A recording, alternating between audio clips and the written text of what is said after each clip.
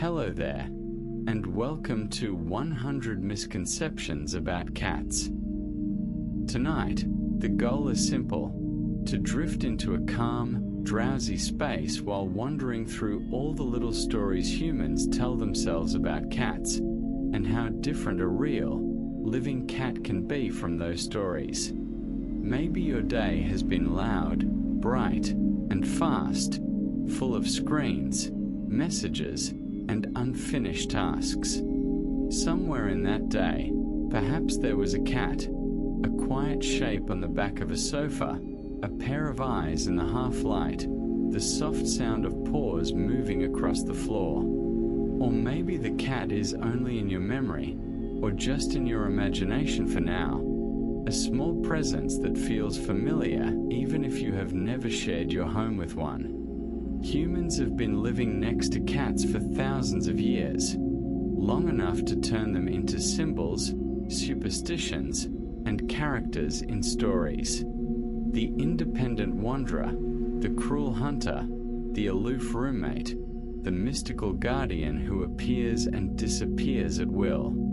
Over time, these images layer on top of the actual animal, the warm body, the quiet breath, the very real needs and very real limits. Tonight, you are invited to step into a quieter version of that space. Not a lecture, not a debate, but a slow, sleepy walk through some of the most common ideas about cats, held up gently and looked at from another angle. You are not required to remember anything, to agree or disagree, or to make any decisions. You can simply let the words wash over you, like the comfortable weight of a cat settling at your feet.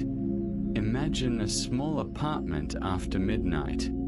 The lights are low, the hallway is dim. Somewhere in the shadows there is a cat, curled in a circle on a soft blanket, tail wrapped around nose, ears relaxed. The refrigerator hums softly. The city outside has become distant and muffled. In this bubble of quiet, every sound is small.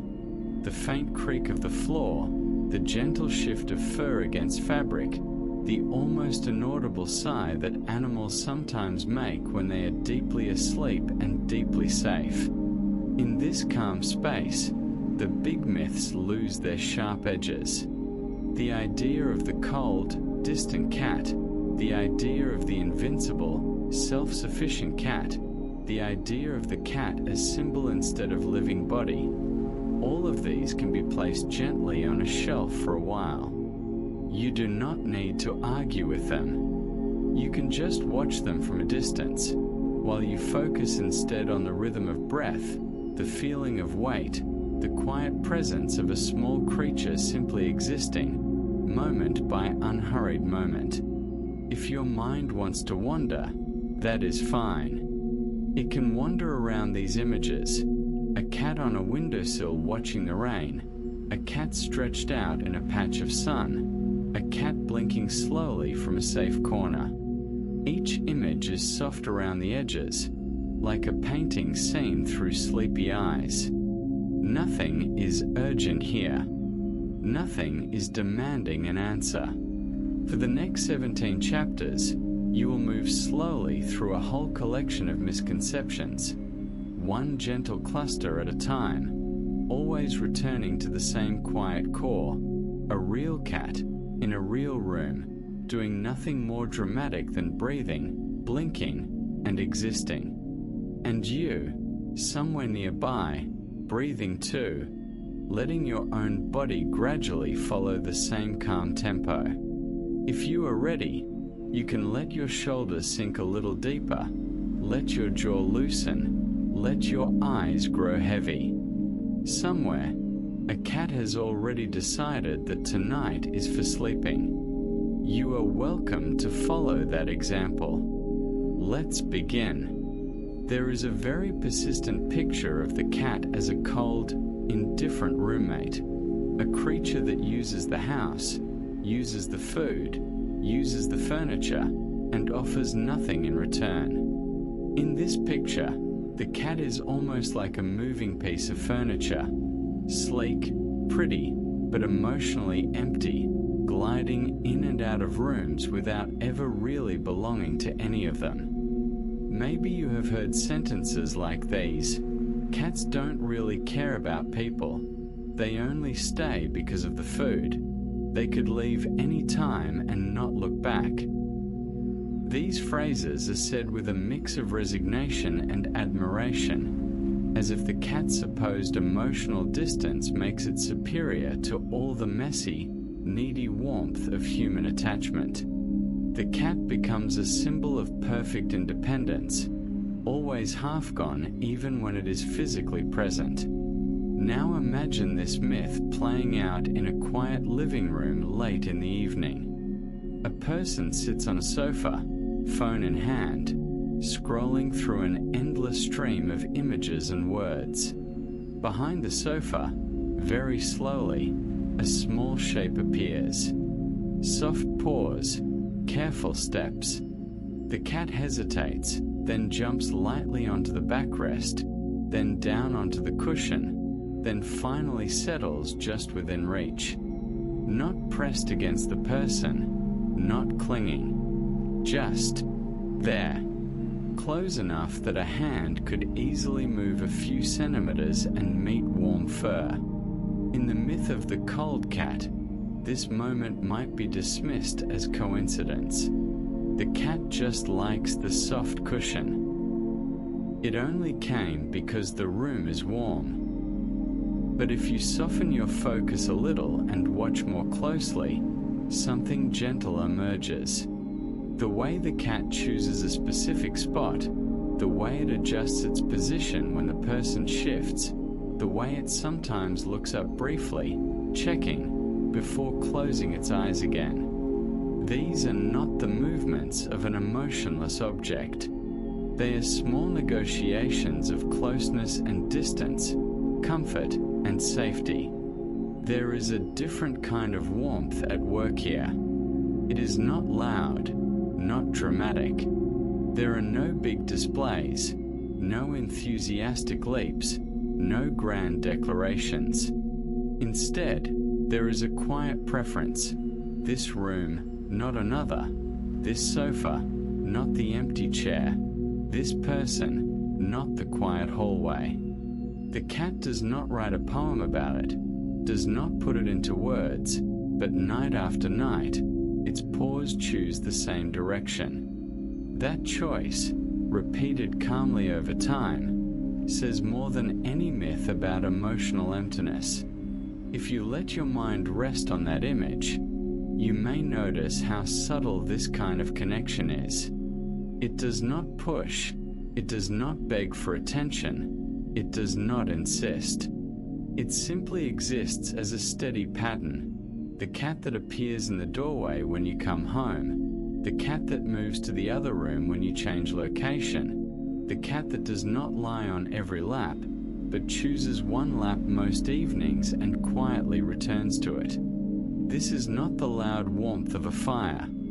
It is the soft warmth of a small, steady lamp in the corner of a dark room. As you listen to this, you might notice your own body finding a comfortable position, the way a cat does when it circles once or twice and then settles.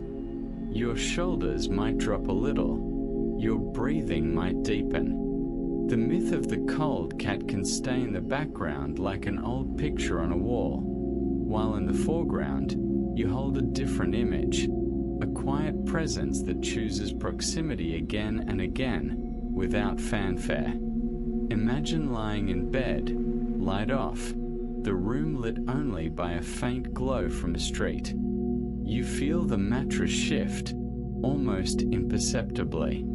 A small weight steps carefully along the edge, then turns, then lies down near your feet or by your side. No one announces anything. No one says, "I am here for you."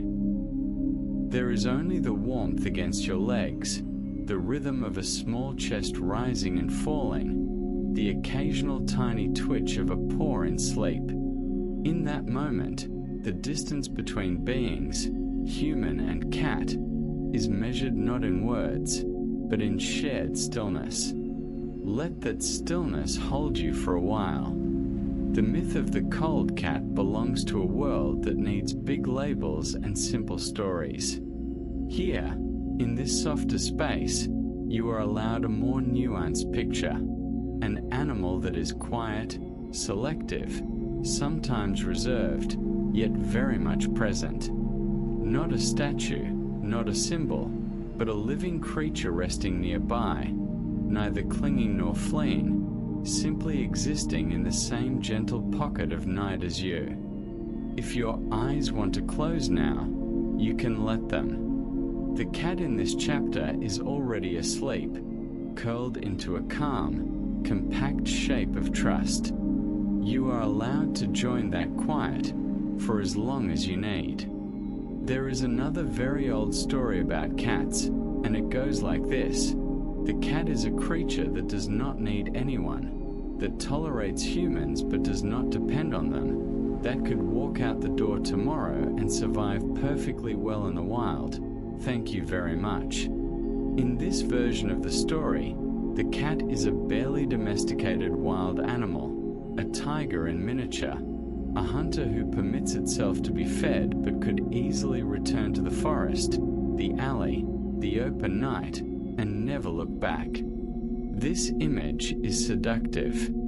It flatters both the cat and the person who lives with one. The cat becomes noble, self-reliant, mysterious. The person becomes generous, offering hospitality to a creature that does not truly need it. The relationship is reframed as a choice, not a necessity, and choice always feels more romantic than need. But like many romantic ideas, this one smooths over the complicated, vulnerable truth. Imagine a small cat sitting on a windowsill, looking out at the street. From a distance, it looks like a philosopher contemplating freedom, like a prisoner dreaming of escape. But move a little closer, soften your assumptions, and you might see something else. The pupils dilate slightly at a sudden movement outside. The ears swivel toward an unfamiliar sound. The body tenses, then relaxes when the sound fades. This is not the posture of a creature longing to leave. This is the posture of a creature monitoring the world from a position of safety, glad to be on this side of the glass. The myth of total independence erases the middle ground. It suggests that the cat either belongs completely or not at all, that it is either wild or tame, free or captive. But most cats live in the space between, neither wholly dependent like an infant, nor wholly self-sufficient like the imagined wild hunter. They are animals with specific needs, specific vulnerabilities, and a specific history of living alongside humans for thousands of years. That history has shaped them, just as it has shaped us. A cat left to live by itself in an urban or suburban environment does not become a dignified philosopher. It becomes a creature navigating constant danger, cars, disease, predators, weather, hunger, injury. The romantic image of the wandering cat, free and proud, does not match the reality of the thin body, the infected wounds, the short lifespan. Independence, in this context, is not freedom. It is abandonment dressed up in prettier language. But tonight, you are not being asked to feel guilty or anxious. You are only being invited to notice the gap between the myth and the living animal. The myth is a story humans tell to make sense of an animal that does not behave like a dog, does not beg for attention, does not follow commands with enthusiasm. The real cat is quieter, more particular, less obviously affectionate. It shows its attachment in smaller ways. By returning to the same room, by grooming near the person it trusts, by relaxing fully only in certain spaces. As you listen to this, your own body may be settling further into rest. Your limbs feel heavier now, your thoughts a little slower, like honey moving through cool air. The myth of the independent cat can drift to the background, an old poster curling at the edges, while in the foreground you hold a different image. A cat that chooses to stay not because it is trapped, but because staying feels safer, warmer, better than the alternative. That is not dependence in the humiliating sense. It is simply preference, repeated quietly over time. Imagine a cat at the front door when you come home. It does not leap or bark or spin in circles. It sits, watching, waiting for the door to open. When you step inside, it walks toward you, not frantically, but steadily. It might brush against your leg, or simply sit nearby while you remove your shoes. This moment is easy to overlook, easy to dismiss as habit or routine. But it is also a small, daily choice to greet, to acknowledge, to be present when the familiar person returns. The myth says the cat does not care. The real moment, observed without hurry, suggests otherwise. Not in grand gestures, not in obvious displays, but in the steady accumulation of small actions. The cat that waits by the door, the cat that follows from room to room at a respectful distance, the cat that sleeps most deeply when the house is occupied, when the familiar sounds and smells confirm that it is not alone. Let that image settle gently over you. The myth of the independent cat belongs to a world that mistakes quietness for coldness, that confuses subtlety with absence. Here, in this softer space, you are allowed to see the cat as it is, not a symbol of freedom, not a wild creature barely tamed, but a small animal with a particular personality, particular needs, and a particular way of showing that it has chosen this place, this person, this life. Your breathing is slower now, deeper, more even. The day is fading behind you, and the night is opening up ahead, soft and unhurried. Somewhere in this quiet, a cat is curled in sleep, trusting that the world will still be there when it wakes, trusting that the warmth will not disappear, that the door will not close and lock it out. You are allowed that same trust tonight. You are allowed to let go, to settle, to rest.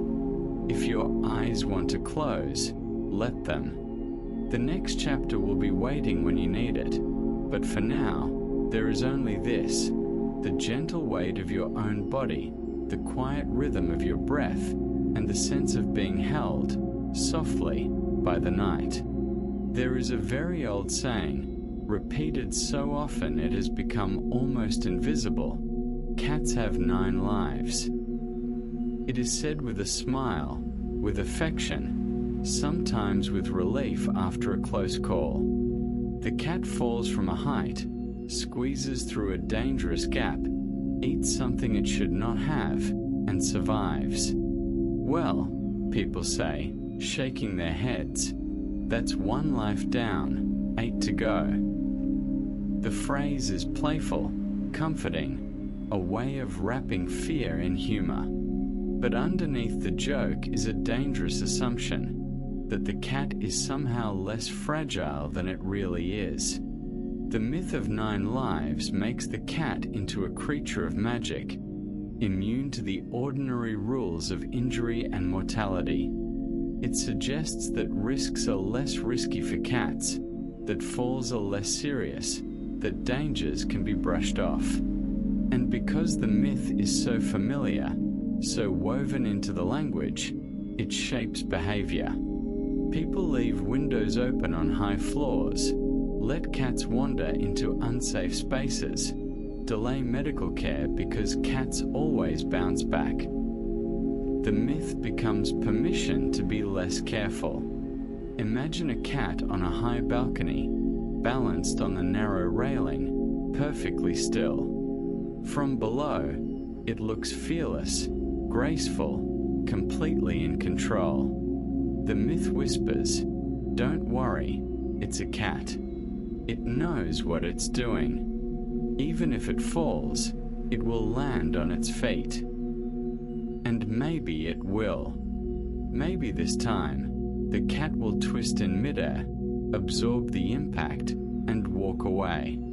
But maybe this time, it will not. Maybe this time, the fall will be too high, the landing too hard, the injury too severe. The myth cannot protect the cat.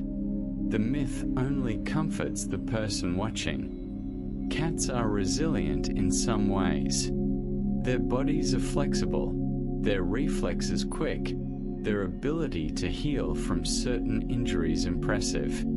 But resilience is not invincibility. A cat can survive a fall and still sustain internal injuries that do not show immediately. A cat can recover from illness and still carry damage that shortens its life. A cat can seem fine, seem normal, and still be suffering quietly, because cats are very, very good at hiding pain. The myth of 9 lives erases this complexity, replacing the real, vulnerable animal with a cartoon character that can be flattened and popped back into shape. As you listen to this, you might notice your own body softening, your own breath deepening. There is no urgency here, no need to solve anything or fix anything.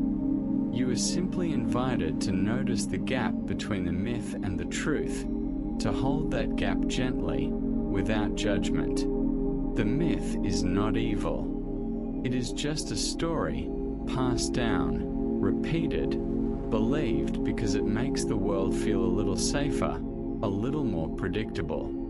But the real cat, the living cat, deserves to be seen more clearly. The real cat does not have 9 lives.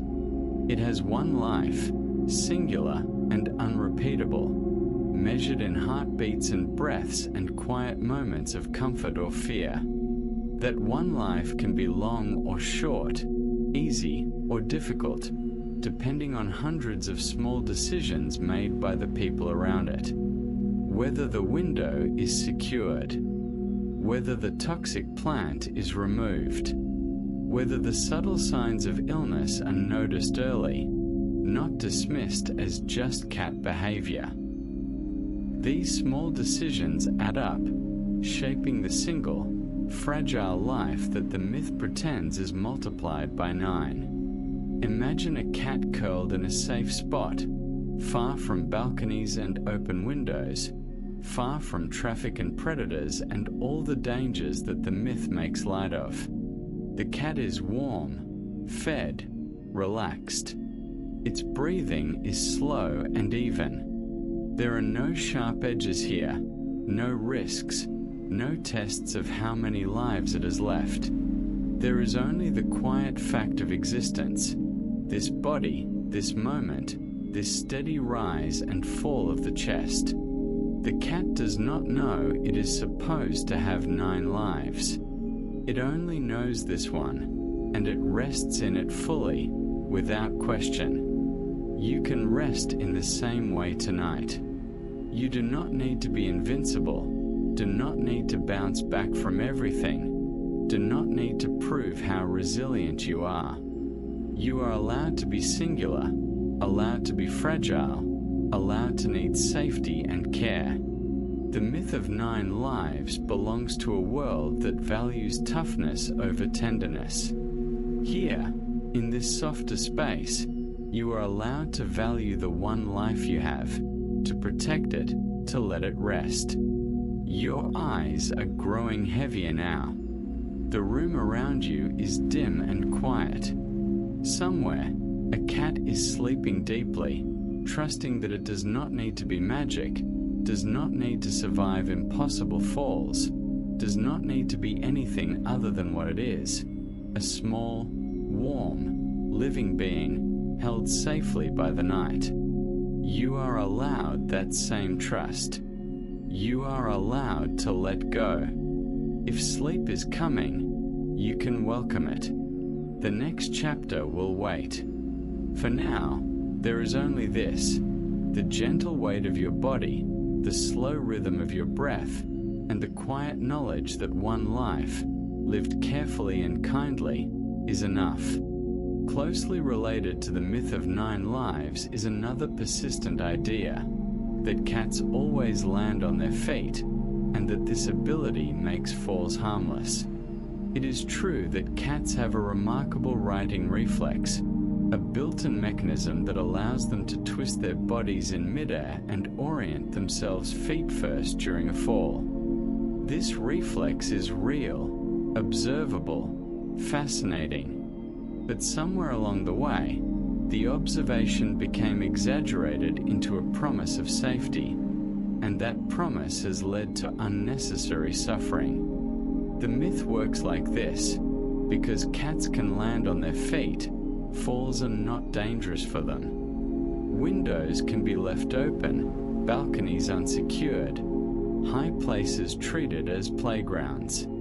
It's fine, people say. Cats are built for this. And in a very narrow sense, this is not completely wrong. Cats do have evolutionary adaptations that help them survive falls better than many other animals. But better than other animals is not the same as safe, not the same as harmless, not the same as without consequence. Imagine watching a cat fall from a 2nd-story window.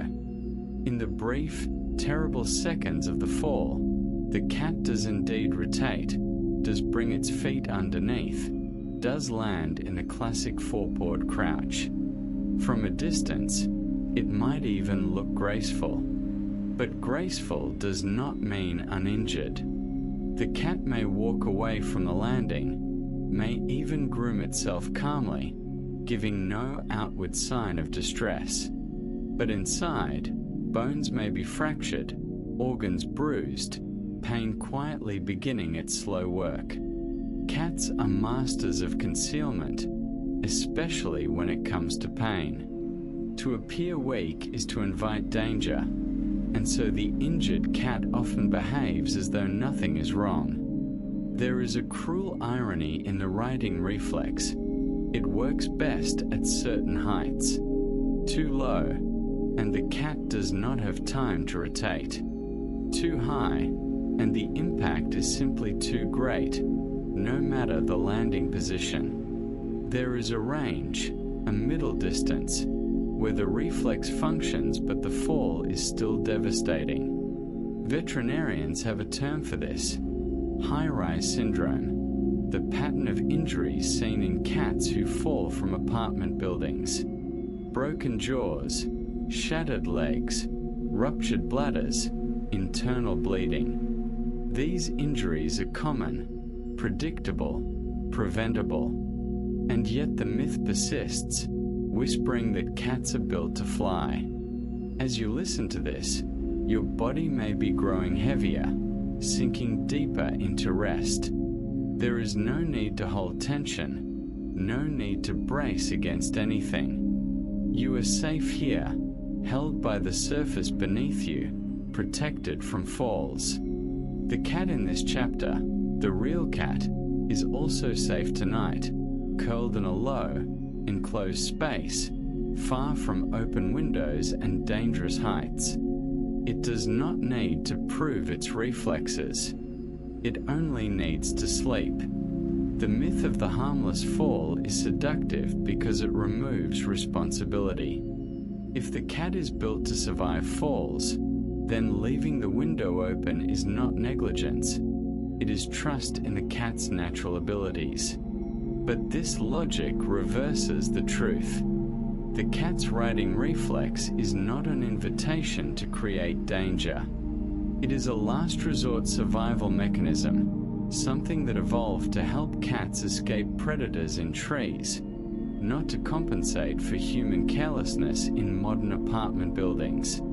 A cat standing on a windowsill, looking out at the sky, is not calculating whether it can survive the fall. It is watching birds, feeling the breeze, enjoying the warmth of the sun. It does not have a concept of second story or fatal velocity.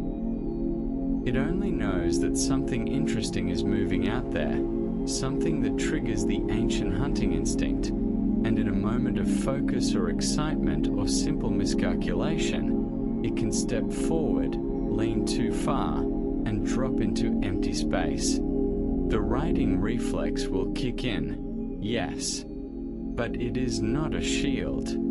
It is only a chance, and chances are not guarantees. Imagine a home where every window has a screen, every balcony a barrier, every high place made inaccessible or safe. The cat in this home does not have fewer adventures. It has different ones. The adventure of a cardboard box, the adventure of a paper bag, the adventure of a toy dragged across the floor. These small, low-altitude pleasures do not test the righting reflex, do not gamble with the single, fragile body. And at the end of the day, the cat curls up whole, uninjured, ready to do it all again tomorrow. Let that image settle over you like a soft blanket. The myth of the harmless fall belongs to a world that confuses ability with immunity, that mistakes a survival reflex for a safety net. Here, in this quieter space, you are allowed to see the cat as it truly is, not a creature built to fall, but a creature built to climb, to hunt, to rest. The falling is the accident, not the purpose. And accidents, when they can be prevented, should be. Your breathing is slow and steady now, your body deeply relaxed. The night is holding you gently, the way a careful hand holds a small, precious thing. You do not need to fall tonight. You do not need to test your limits, prove your resilience, or rely on last-minute reflexes. You are allowed to rest in safety, to trust that you are protected, that the surface beneath you is solid and will not give way. If sleep is calling, you can answer. The myth can wait outside, harmless now, just a story. Inside, there is only this, the quiet room, the soft darkness, and the knowledge that some risks are not worth taking, that some stories are better left unproven. Let yourself settle into that knowledge. Let it hold you. Let it carry you gently into sleep. There is a classic image of the cat and its food, an image that appears in cartoons, in children's books, in old advertisements and modern memes. In this image, the cat sits beside a saucer of milk, lapping delicately, or crouches over a whole fish, skeleton and all, eyes half closed in bliss. These are the natural foods of the cat, the story says. Milk and fish. Simple, traditional, obvious. But like so many obvious things, this one is built more on repetition than on truth. The image of the cat and the saucer of milk is so old, so familiar, that it feels like fact. Surely cats love milk. Surely milk is good for them. And yes, many cats do enjoy the taste of milk, will lap it eagerly if offered, will return to the bowl hoping for more. But enjoyment is not the same as suitability. A child might enjoy eating only candy, but that does not make candy a complete or healthy diet. The cat's enthusiasm for milk does not mean milk is what the cat's body actually needs. Most adult cats, it turns out, are lactose intolerant. They lose the ability to properly digest lactose, the sugar in milk, as they mature past kittenhood. When they drink milk, their bodies cannot break it down efficiently, and the result is often digestive upset, stomach pain, diarrhea, discomfort that the cat cannot explain or complain about. The cat drinks the milk because it tastes good, because it triggers memories of kittenhood, because the person offering it seems pleased. But afterward, in private, the cat's body pays the price. The myth persists because the consequences are hidden. The cat does not vomit dramatically at the table. It does not refuse the milk or push the saucer away. It simply walks off, finds a quiet corner, and deals with the discomfort alone. And because the discomfort is invisible, the person offering the milk never connects the two events. The milk remains, in their mind, a treat, a kindness, a sweet tradition. The reality of the cramping stomach, the loose stool, the quiet misery, stays out of sight. As you listen to this, you may notice your own belly softening, your own breathing deepening. There is no tension here, no urgency. You are simply being invited to look at an old, familiar image from a slightly different angle, to notice the gap between the myth and the living body. The saucer of milk is charming in a storybook. In a real kitchen, with a real cat, it is less charming and more complicated. And then there is fish, the other half of the classic cat food mythology. Cats love fish, the story goes. Cats are natural fish eaters. Give a cat a fish, and you have given it the perfect meal. But if you pause and think about the actual life of a cat's wild ancestors, this story starts to crack. Cats evolved in arid regions, in deserts and dry grasslands, places where fish were rare or entirely absent. The prey that shaped the cat's digestive system, the cat's nutritional needs, was small mammals and birds. Mice, rats, sparrows, not salmon, not tuna. Fish is not toxic to cats the way some foods are. A cat can eat fish and survive, can even thrive if the fish is properly prepared and balanced with other nutrients. But fish alone, especially certain types of fish, can create problems over time. Too much fish can lead to deficiencies, to imbalances, to conditions that develop slowly and quietly, showing up months or years later when the connection to diet is no longer obvious. The myth of the fish-loving cat erases this complexity, replacing the real animal's real needs with a simple, appealing image. Imagine a cat sitting before a bowl of food. Not a saucer of milk, not a whole fish with bones and head intact like a cartoon. Just a bowl of food formulated for a cat's actual biology, its actual needs. The food is not romantic. It does not appear in storybooks, but the cat eats it calmly, steadily, and afterward, its body processes it without distress, without deficiency, without the hidden suffering that comes from being fed according to myth instead of reality. This is not a dramatic image. There is no excitement here, no charm. But there is something better. There is care.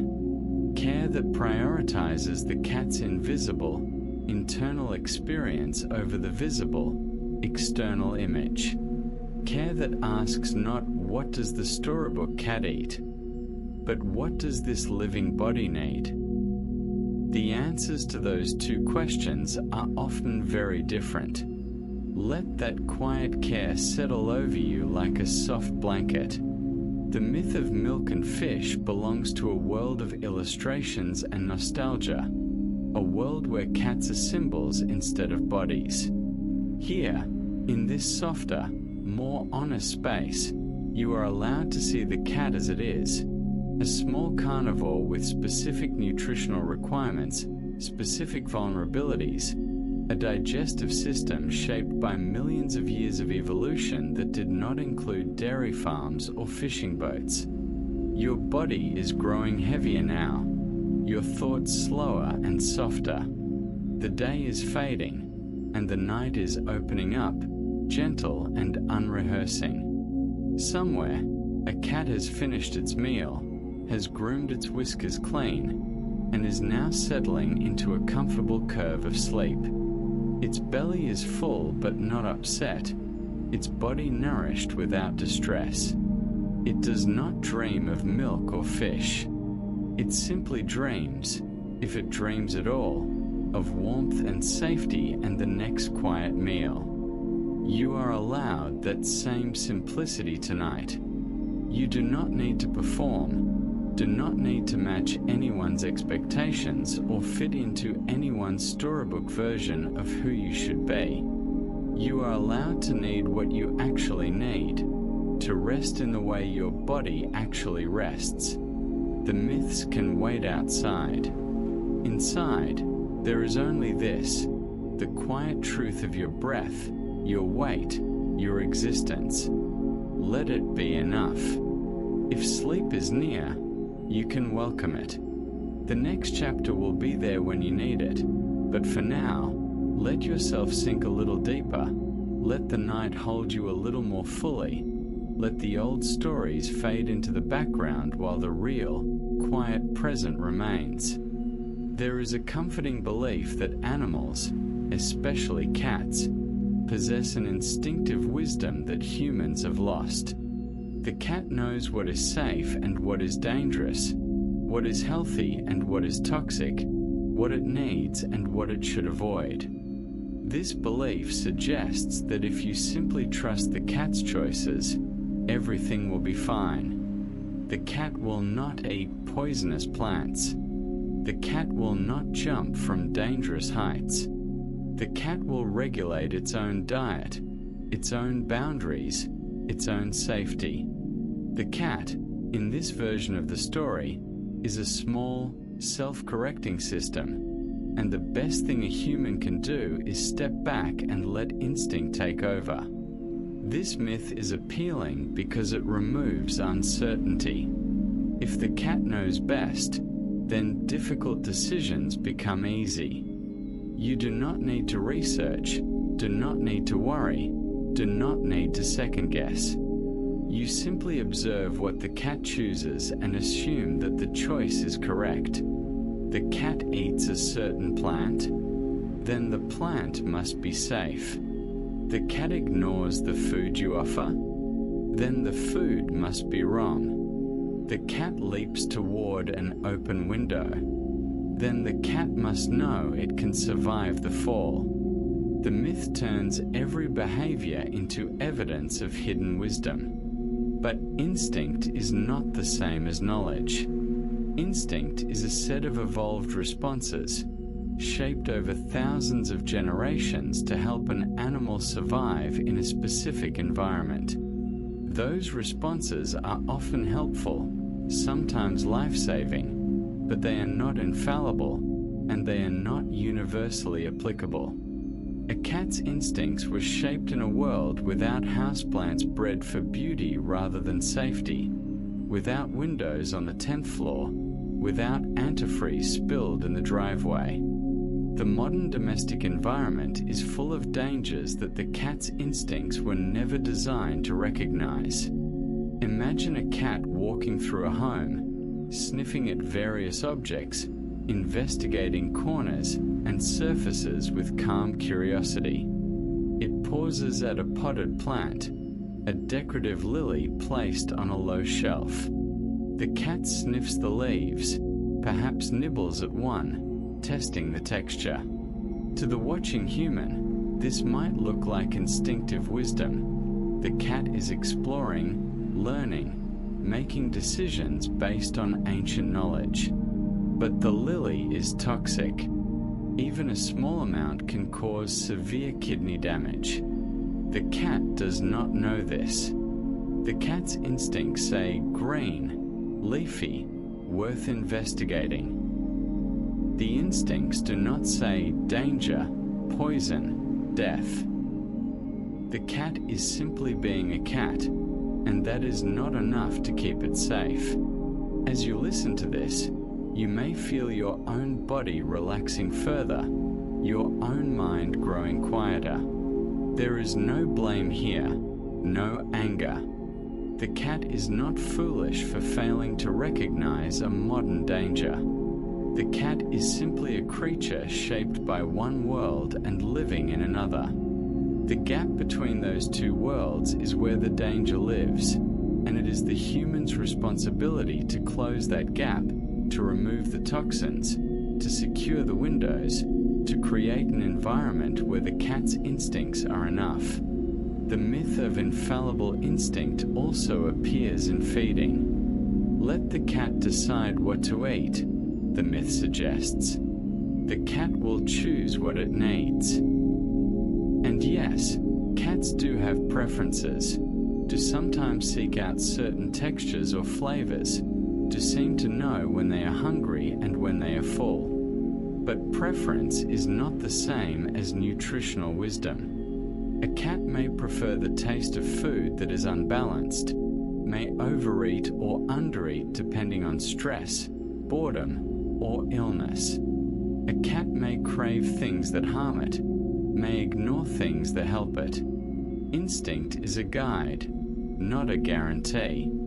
There are cats who, if given unlimited access to food, will eat to the point of obesity. There are cats who will refuse food they need because it does not smell right, does not match the texture they prefer, even if their body is starving for the nutrients it contains.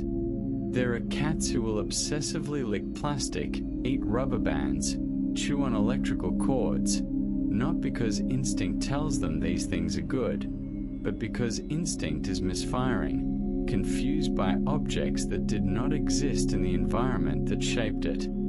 The myth of the cat that knows best is, in the end, a way of avoiding responsibility. It is easier to believe that the cat will take care of itself than to accept the harder truth, that the cat is vulnerable, that the cat makes mistakes, that the cat needs protection from dangers it cannot recognize. This does not make the cat less worthy of respect. It simply makes the cat real. A real animal, with real limits, living in a real world that is often not designed for its safety. Imagine a home where the toxic plants have been removed, where the windows are screened, where the food is measured and appropriate, where the environment has been shaped to match the cat's needs instead of assuming the cat will adapt to every danger. In this home, the cat's instincts can function as they were meant to, as helpful guides in a safe space, not as the only defense against a world full of invisible threats. The cat can sniff, explore, choose, without every choice being a gamble with its life. Let that image settle gently over you. The myth of infallible instinct belongs to a world that wants animals to be simpler than they are, that wants care to be easy, automatic, free of difficult decisions. Here, in this quieter space, you are allowed to see the truth, that caring for a cat, like caring for any living being, requires thought, attention, and the willingness to protect even when the creature you are protecting does not understand the danger. Your breathing is slow now, your body deeply at rest. The night is holding you softly, the way a careful environment holds a cat, not restricting, not controlling, but simply removing the sharp edges, the hidden poisons, the unnecessary risks. You do not need to be perfect tonight. You do not need to know everything by instinct. You are allowed to need help, to need information, to need someone else to close the gaps that your own wisdom cannot reach. If sleep is approaching, you can let it come. The myth can fade into the background, harmless now, just an old idea. In the foreground, there is only this, the quiet truth of your existence, the steady rhythm of your breath, and the knowledge that safety is not something you have to earn through instinct alone. It is something you can build, together, with care. There is a story humans tell when a cat does something unwanted, something that disrupts the home or violates an unspoken rule. The cat urinates outside the litter box, or knocks a glass off the counter, or scratches the furniture after being told not to. And the story goes like this: the cat did it on purpose. The cat did it to punish. The cat is angry, resentful, spiteful. The cat is taking revenge. This narrative is so common, so reflexive, that it often goes unexamined. "She's mad at me," a person says, watching the cat walk away from a puddle on the carpet. "He's getting back at me for leaving him alone." The cat becomes, in this story, a small furry human with human emotions, human motivations, human schemes. The behavior is not a symptom or a signal. It is a message, deliberate and pointed, delivered in urine or shattered glass. But cats do not think this way. They do not plan revenge. They do not hold grudges, do not scheme, do not sit in the corner calculating how best to express their displeasure. Their brains are not wired for spite. What looks like revenge is almost always something else: fear, pain, stress, confusion, or simply a behavior that has been inadvertently reinforced. The cat is not trying to hurt you. The cat is trying to cope, and the coping behavior happens to be inconvenient, unpleasant, or destructive. Imagine a cat standing beside a litter box that has not been cleaned in days.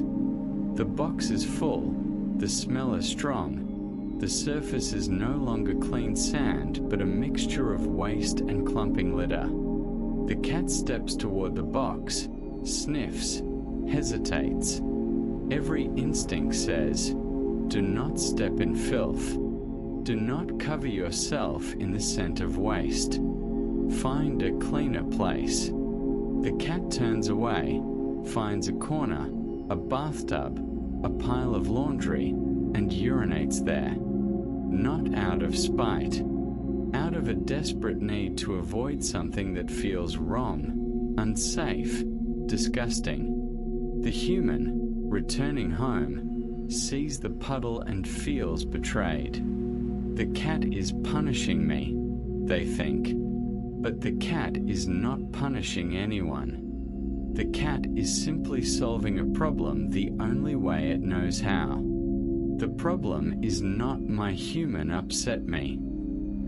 The problem is the bathroom smells like a predator could find me here, and I need to eliminate somewhere that feels safer. The cat's logic is not human logic, but it is logic nonetheless. It is just invisible to someone who is only looking for revenge. As you listen to this, you may notice your own body softening, your own judgments loosening. There is no need to defend or accuse.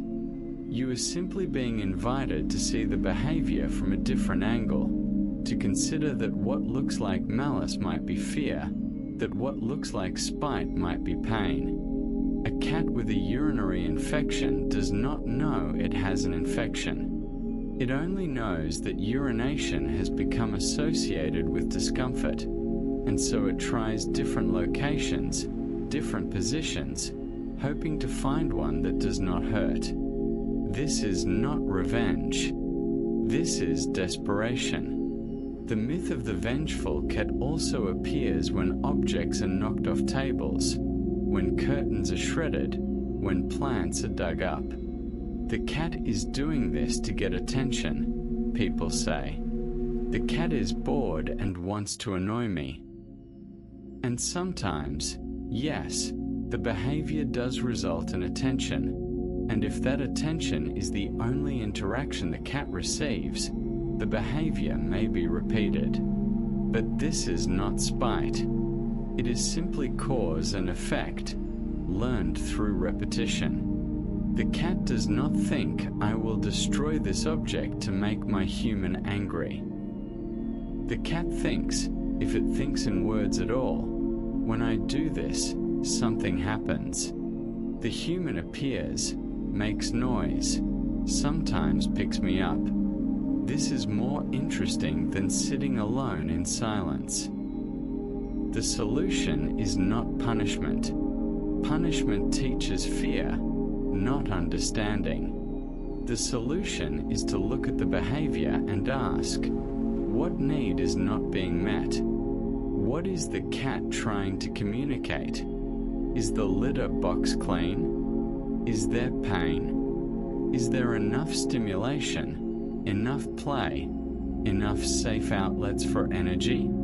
The cat is not a small furry human plotting revenge. The cat is an animal with needs, and when those needs are unmet, the behavior that results is not malice.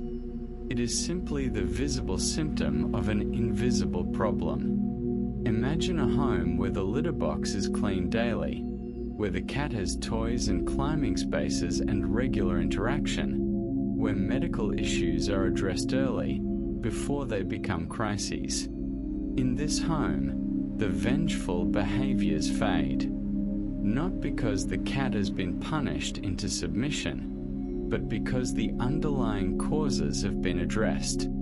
The cat is not angry anymore, because the cat was never angry.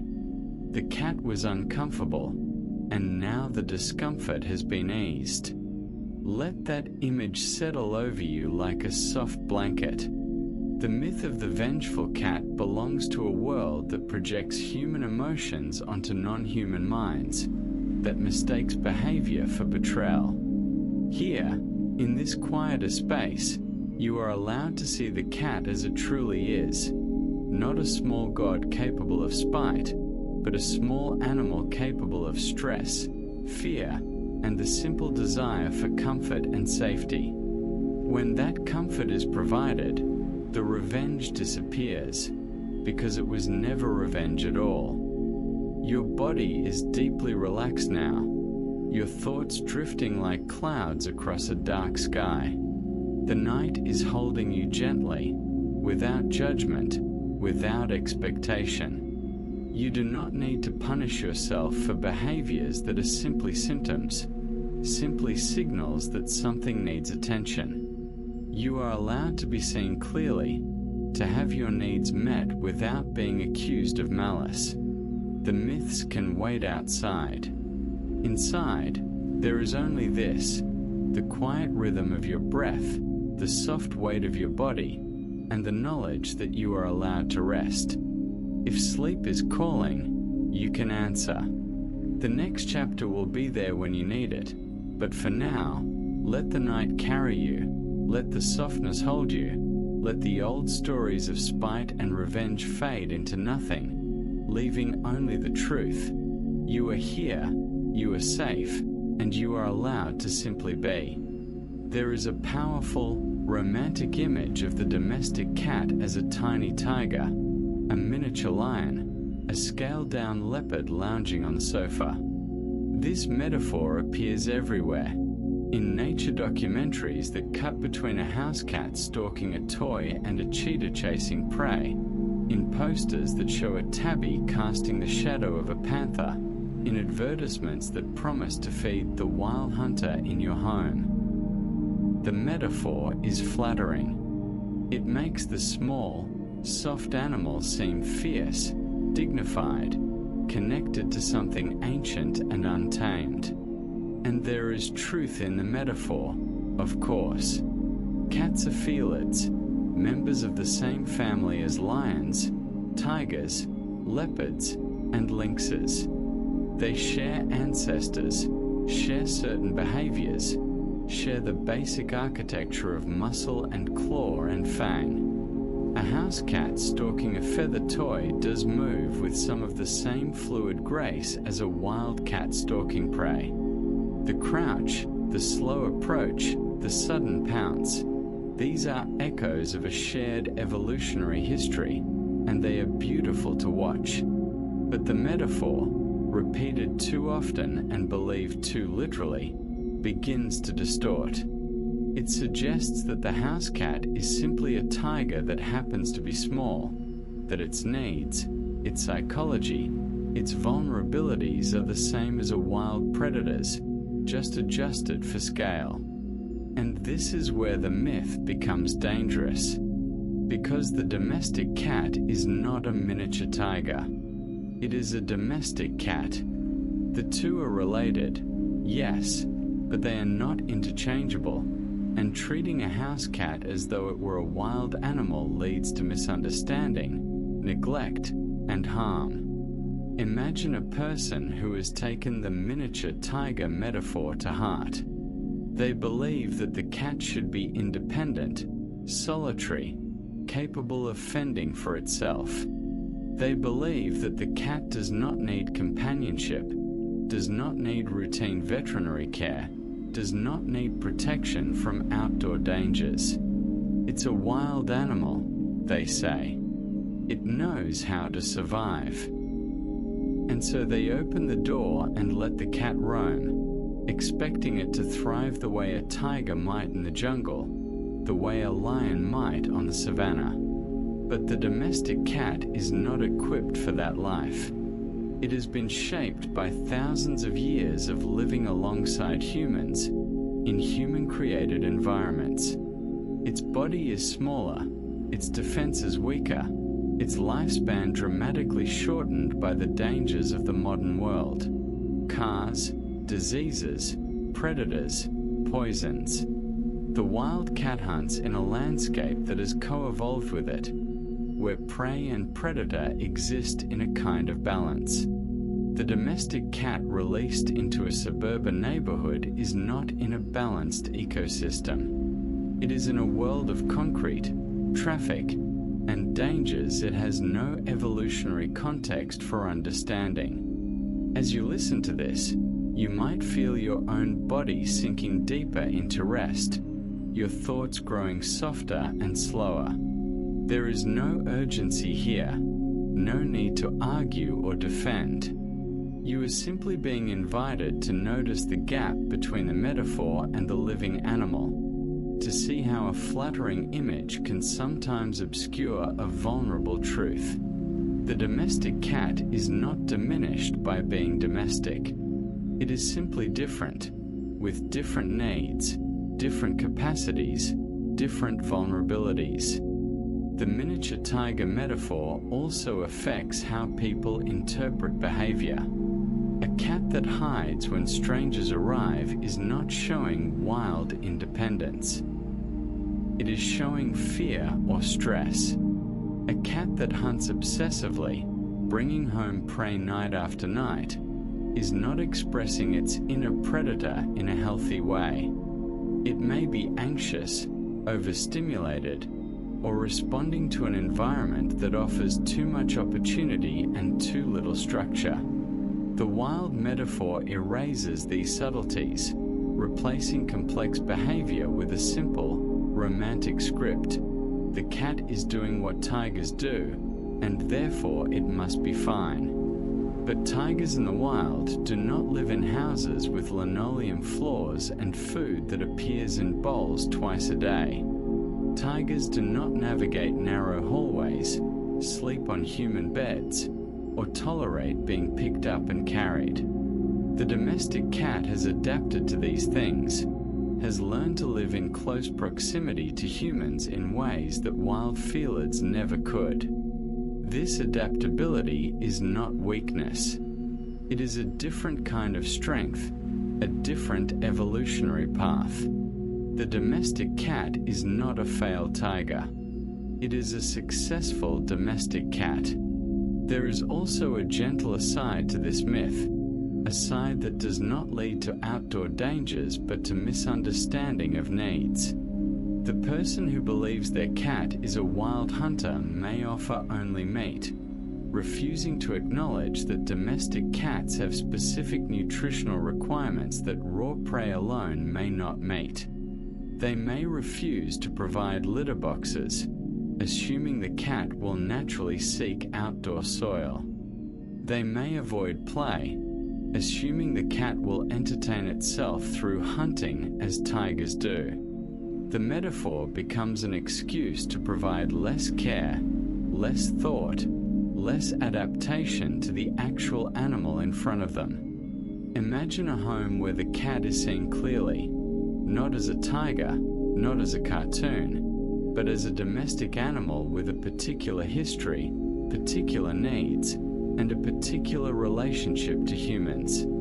In this home, the cat is allowed to be both predator and companion, both independent and vulnerable, both graceful and in need of care. The metaphor is set aside, and in its place is something more honest, more specific, more true. The cat is not asked to be wild. It is allowed to be itself.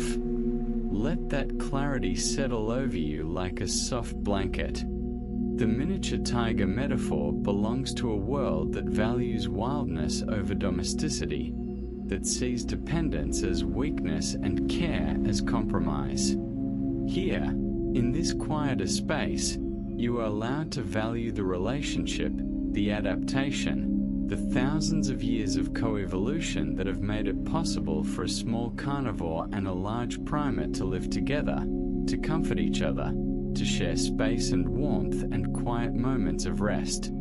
Your breathing is slow, and even now, your body heavy and relaxed. The night is holding you without expectation, without demanding that you be anything other than what you are.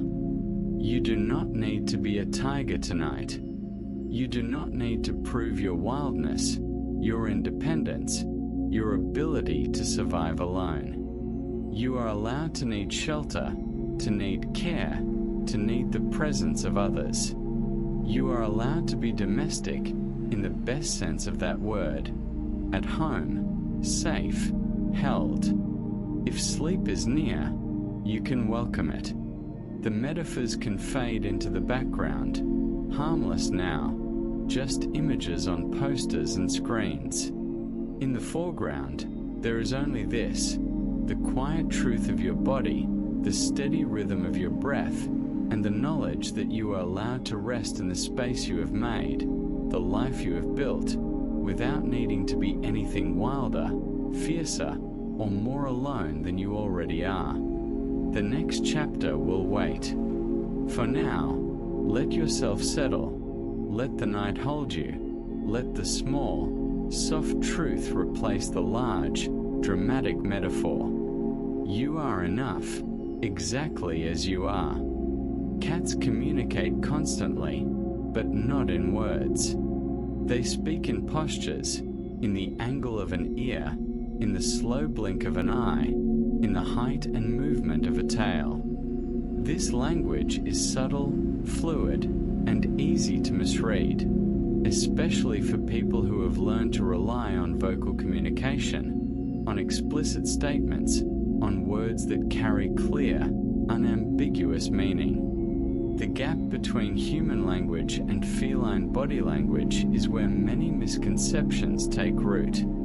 There is a common belief that a wagging tail means a happy cat, borrowed from the language of dogs. But a cat's tail wag is not the same as a dog's.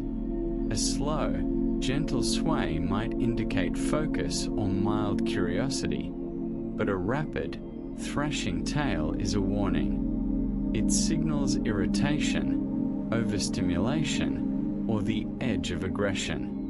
The tail is saying, "Stop, back away. This is too much." But if the person watching has learned to read tail movement as happiness, they miss the warning entirely. They reach out, they continue petting, and the cat, having given clear signals that were ignored, may scratch or bite in a final attempt to create space. The person feels betrayed. The cat attacked for no reason, they say. But there was a reason. There were multiple reasons, layered and clear, written in the language of the tale. The cat was not silent. The human was simply not listening, not because they were careless, but because they were reading the wrong dictionary, translating feline into canine and wondering why the meaning did not match. Imagine a cat sitting on a lap, being petted. At first, the cat is relaxed. The tail is still, the ears are forward, the eyes are half closed. This is contentment. But slowly, things change. The tail begins to twitch. The ears rotate backward, just slightly. The pupils dilate. The cat's body tenses, muscles gathering beneath the fur. These are signals, clear and readable, but easy to miss if you are not paying attention, if you are focused on your phone or your thoughts or the television. The petting continues, and the cat, having exhausted its subtle warnings, delivers a sharper one, a swat, a bite, a sudden leap off the lap. As you listen to this, you may feel your own body relaxing, your own awareness softening. There is no judgment here, no blame. Misreading signals is not a failure of character. It is simply a gap in understanding, and gaps can be closed with attention, with patience, with the willingness to learn a language that is not spoken aloud. The eyes also speak. A slow blink, repeated, is one of the most tender gestures a cat can offer. It signals trust, affection, calm. I am safe with you, the slow blink says. I do not need to watch you constantly. I can close my eyes in your presence and know I will not be harmed. If you slow blink back, you are speaking the same language, offering the same message. It is a quiet conversation, almost invisible, but deeply meaningful. But wide, unblinking eyes tell a different story. Dilated pupils, a fixed stare, ears flattened or swiveling. These signal fear, aggression, or intense focus. A cat staring at you without blinking is not admiring you. It is assessing a threat, preparing to flee or fight. The stare is a warning, a question. Are you dangerous? Should I run? If the person staring back does not understand, does not soften their gaze or look away, the tension escalates. The cat, trapped in a staring contest it never wanted, may lash out or bolt. The ears are small, mobile semaphores. Forward ears indicate curiosity, attention, calm engagement. Ears swivel to the side, like airplane wings, signal uncertainty or mild irritation. Ears flattened backward, tight against the head, are the clearest warning. Fear, aggression, the edge of violence. A cat with flattened ears is a cat that feels cornered, threatened, desperate. This is not the time to approach, to pick up, to force interaction. This is the time to give space, to retreat, to let the cat regain a sense of safety. But many people do not read these signals, or read them backward. They see the flattened ears as cute, as grumpy, as an invitation to tease or provoke. They post photos online, captioned with jokes, not recognizing that the cat in the image is genuinely distressed. The misreading is not malicious. It is simply uninformed. And the cat, unable to explain in words, continues to use the only language it has, hoping eventually to be understood. Imagine a home where the humans have learned to read the silent language. They notice the tail twitch and pause the petting. They see the flattened ears and step back. They offer a slow blink and receive one in return. In this home, communication flows both ways, not in words, but in gestures, in small adjustments, in mutual respect for boundaries that are signaled quietly but clearly. The cat does not need to escalate to biting. The human does not need to feel betrayed. Both are speaking, both are listening, both are understood. Let that image settle gently over you. The myth that cats are unreadable, mysterious, impossible to understand, belongs to a world that has not learned to look closely, that expects all communication to be loud and verbal. Here, in this softer space, you are allowed to see the truth, that cats are constantly communicating, offering information, setting boundaries, expressing needs. The language is different, yes, but it is not silent. It has never been silent. It is only quiet, and quiet things require attention. Your body is deeply at rest now. You're breathing slow and steady. The night is holding you softly, without words, without explanation. You do not need to speak to be understood tonight. Your own body has a language. The tension in your shoulders, the rhythm of your breath, the weight of your eyelids. That language is enough. You are allowed to communicate in silence, to be heard without words, to rest in the knowledge that not everything needs to be explained aloud. If sleep is approaching, let it come. The misunderstandings can wait outside, can be addressed tomorrow, can be learned and unlearned with patience and time. For now, there is only this: the quiet conversation between your body and the night, the slow exchange of signals that say safe, rest, let go. You are understood. You are allowed to sleep. There is a persistent idea that certain breeds of cats come with built-in personalities, that you can predict a cat's temperament, its behavior, its compatibility with your life simply by looking at its coat pattern, its ear shape, the length of its fur. Black cats are unlucky or aloof. Siamese are loud and demanding. Orange tabbies are friendly.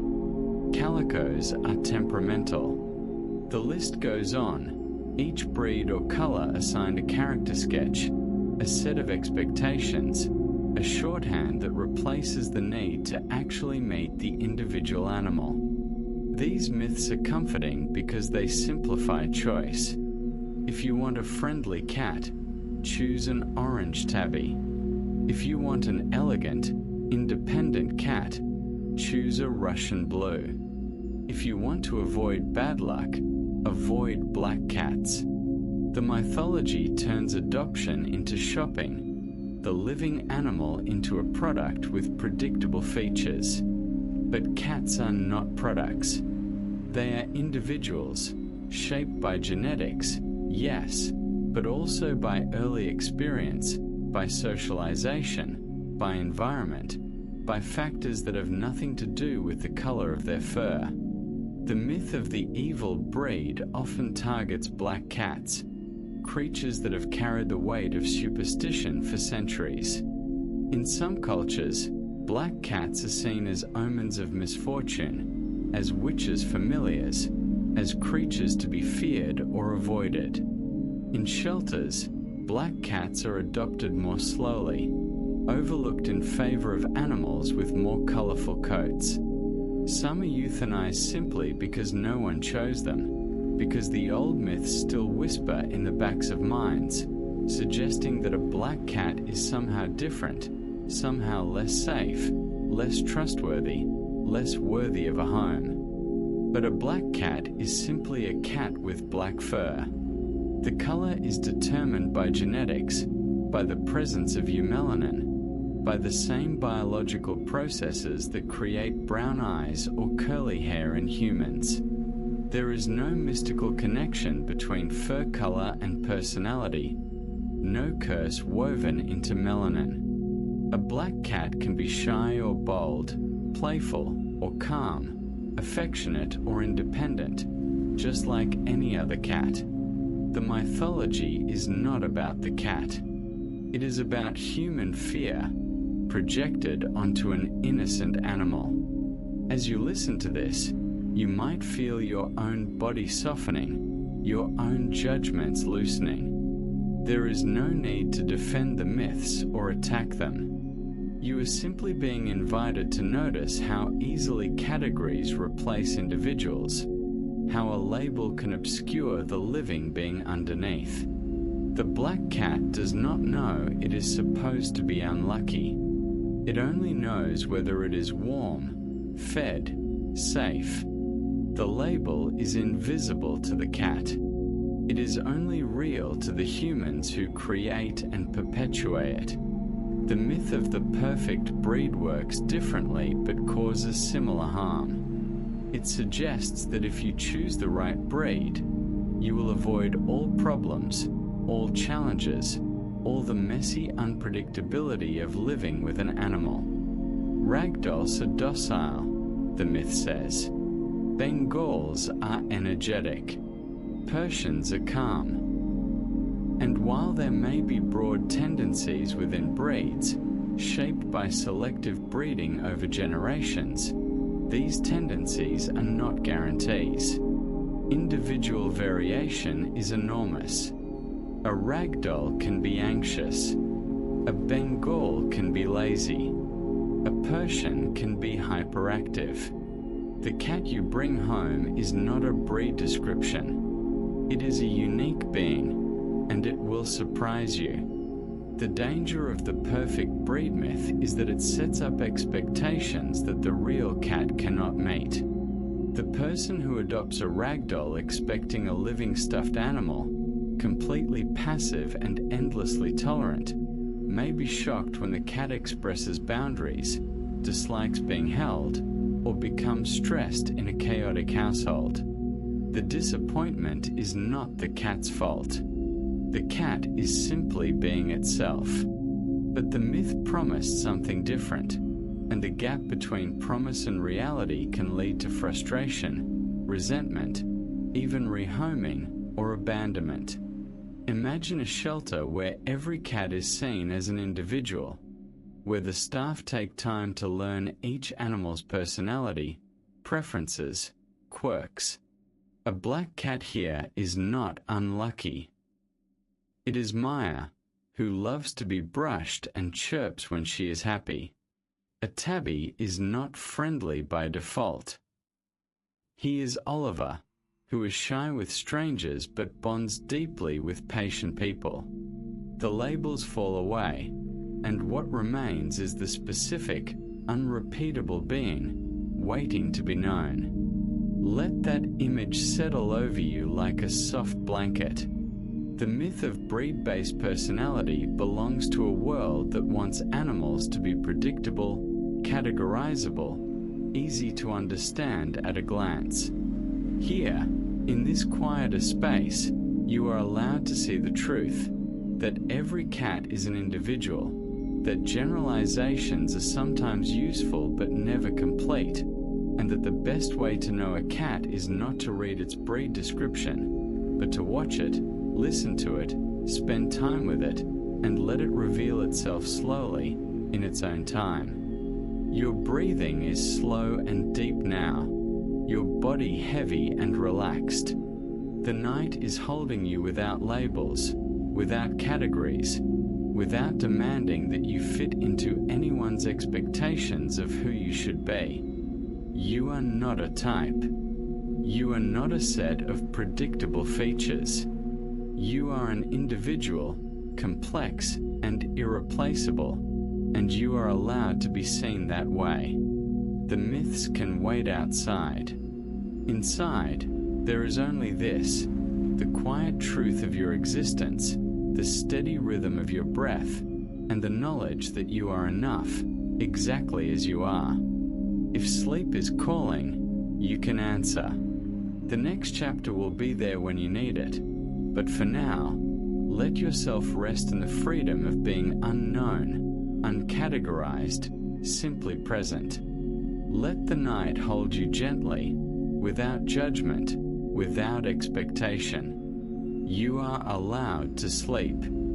There is a persistent belief that kittens are remarkably self-sufficient, that they come into the world already knowing how to eat, how to groom, how to use a litter box, how to navigate the world without much help from humans. In this version of the story, kittens are miniature adults, fully formed and capable, needing only food and water and a safe corner to sleep in. The myth suggests that the early weeks and months are not particularly important, that kittens are resilient enough to overcome almost any start in life, that they will turn out fine regardless of what happens during their vulnerable beginning. But this is not how kittens work. Kittens are born blind, deaf, and completely dependent. For the first weeks of life, they cannot regulate their own body temperature, cannot eliminate waste without stimulation from their mother, cannot move more than a few inches from where they are placed. They are, in the most literal sense, helpless. And while they develop quickly, growing and changing almost visibly from day to day, that development is not automatic. It requires warmth, nutrition, social interaction, and safety. When any of these elements is missing, the consequences can last a lifetime. The myth of the self-sufficient kitten often appears in decisions about weaning and separation. 8 weeks is fine, people say. 6 weeks is okay. They're eating solid food. They don't need their mother anymore. But eating solid food is only one small part of what a kitten learns from its mother and littermates. The lessons of those early weeks are about boundaries, about bite inhibition, about how to play without injuring, about how to read the body language of other cats. A kitten separated too early misses these lessons, and the gaps show up later as aggression, as fearfulness, as an inability to interact appropriately with other animals or with humans. Imagine a kitten taken from its mother at 5 weeks, placed in a new home, given food and water and a soft bed. The kitten eats, sleeps, seems healthy. But watch more closely, and you may see the gaps. The kitten plays too roughly, biting hard enough to break skin, not understanding that this hurts. The kitten does not know how to be alone, cries constantly when left in a room by itself, having never learned that solitude is temporary and safe. The kitten startles easily, hisses at unfamiliar sounds, having missed the critical window when gentle exposure to the world would have taught it that most things are not dangerous. As you listen to this, you may feel your own body sinking deeper into rest, your thoughts slowing and softening. There is no blame here, no finger pointing. The myth of the self-sufficient kitten is not maintained out of cruelty. It is maintained out of ignorance, out of the desire to believe that care is simpler than it is, that the consequences of early decisions are not as lasting as they truly are. But the kitten does not benefit from the myth. The kitten only suffers from it, quietly, invisibly, in ways that may not become obvious until months or years later. The myth also appears in the belief that kittens do not need medical care, that they are too young for veterinary visits, that they should wait until they are older before being spayed or neutered, vaccinated, or examined.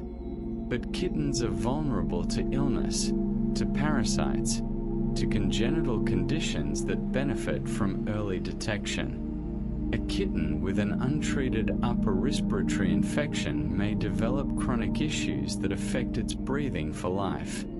A kitten with untreated parasites may suffer malnutrition that stunts its growth. Early care is not optional. It is foundational, setting the stage for the cat the kitten will become. There is also a deeply harmful version of this myth that suggests female cats should have one litter before being spayed, that experiencing motherhood is somehow beneficial or necessary for a cat's health or happiness. But cats do not have a psychological need to reproduce. They do not feel fulfilled by motherhood in the way the myth suggests. Pregnancy and birth carry risks, infections, complications, the stress of nursing and caring for kittens. And every litter born adds to the population of cats who need homes, many of whom will not find them. The myth erases the reality of shelter overpopulation, the millions of cats and kittens euthanized each year not because they are sick or aggressive, but simply because there are not enough homes. The kitten born from just one litter is not guaranteed a happy life. It is only guaranteed to exist in a world already overflowing with cats who need care. The kindest choice is not to create more need. The kindest choice is to prevent the pregnancy in the first place, to spay early, to close the door on the endless cycle of reproduction and abandonment. Imagine a home where kittens are seen clearly, not as miniature adults but as developing beings with specific needs at specific stages. In this home, kittens stay with their mother and littermates until at least 12 weeks, learning the social skills they will need for life. They receive veterinary care early, are spayed or neutered before their first heat, are vaccinated and dewormed and examined. They are handled gently, exposed gradually to the sights and sounds of the household, given time to build confidence and trust. These kittens grow into cats who are healthy, social, resilient, because the foundation was carefully built, brick by brick, in those crucial early weeks. Let that image settle gently over you. The myth of the self-sufficient kitten belongs to a world that underestimates the importance of beginnings, that believes resilience is automatic rather than cultivated. Here, in this quieter space, you are allowed to see the truth, that early experiences matter, that care in the beginning shapes the entire life that follows, and that the most vulnerable beings deserve the most protection, not the least. Your body is deeply relaxed now. You're breathing slow and steady. The night is holding you softly, without demanding that you be fully formed, fully capable, fully adult. You are allowed to still be learning, still be developing, still be shaped by the care you receive. You are not expected to raise yourself. You are allowed to need help, to need guidance, to need the presence of others who know more than you do. That is not weakness. That is simply how growth works. If sleep is near, you can welcome it. The myths can fade into the background, harmless now, just old ideas. In the foreground, there is only this, the quiet truth of your body, the steady rhythm of your breath, and the knowledge that you are allowed to rest in the care of the night, to trust that you will be held, that you will not be asked to survive alone. Let yourself settle into that trust. Let it carry you gently into sleep. There is a quiet, sad belief that when a cat grows old, there is nothing to be done but wait. The cat slows down, stops eating, hides in corners, and the story goes that this is simply what old cats do. She's old, people say. as though age itself were a disease, as though the passage of years automatically brings suffering that cannot be eased, only endured. In this version of the story, veterinary care for senior cats is seen as pointless, expensive, a way of prolonging the inevitable rather than improving quality of life. The old cat is left to fade away naturally, as though nature were always gentle, always kind, always pain-free. But old age is not a disease. It is a stage of life, and like any stage, it comes with specific needs, specific vulnerabilities, and specific opportunities for care. An old cat may move more slowly, sleep more deeply, play less enthusiastically. But these changes are not the same as suffering. A cat can be old and also comfortable, old and also content, old and also deeply connected to its home and its people. Age does not erase the capacity for joy. It only changes the shape that joy takes.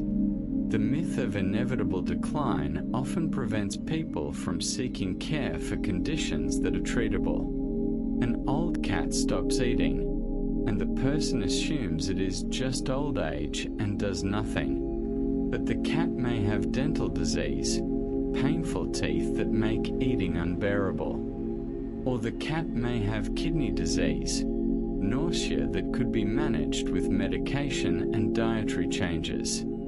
Or hypothyroidism, diabetes, arthritis, conditions that are common in older cats and that respond well to treatment when caught early. The cat is not dying of old age.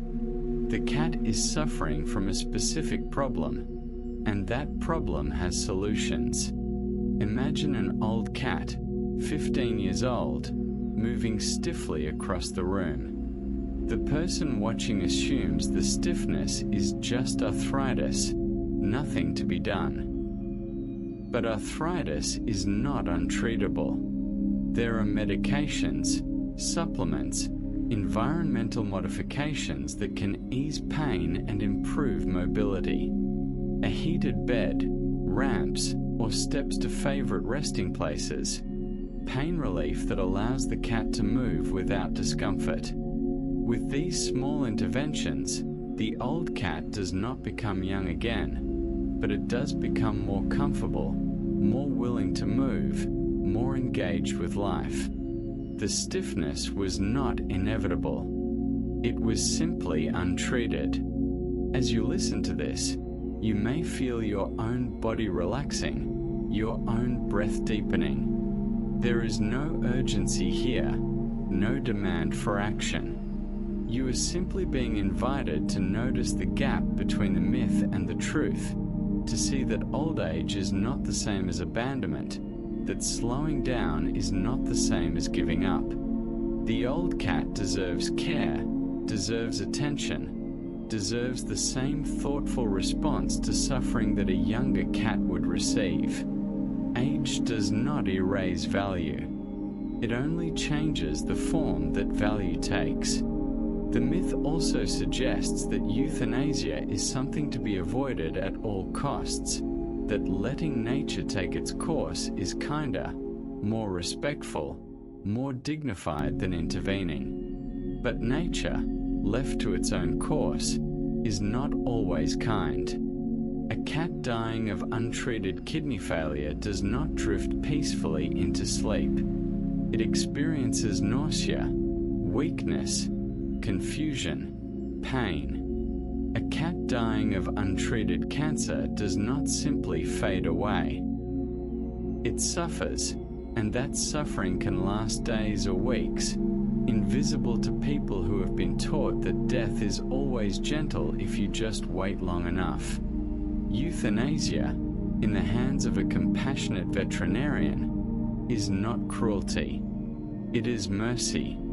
It is the final act of care, the choice to end suffering when suffering can no longer be eased, to offer a peaceful, painless death instead of a prolonged, agonizing one. This does not mean every old cat should be euthanized.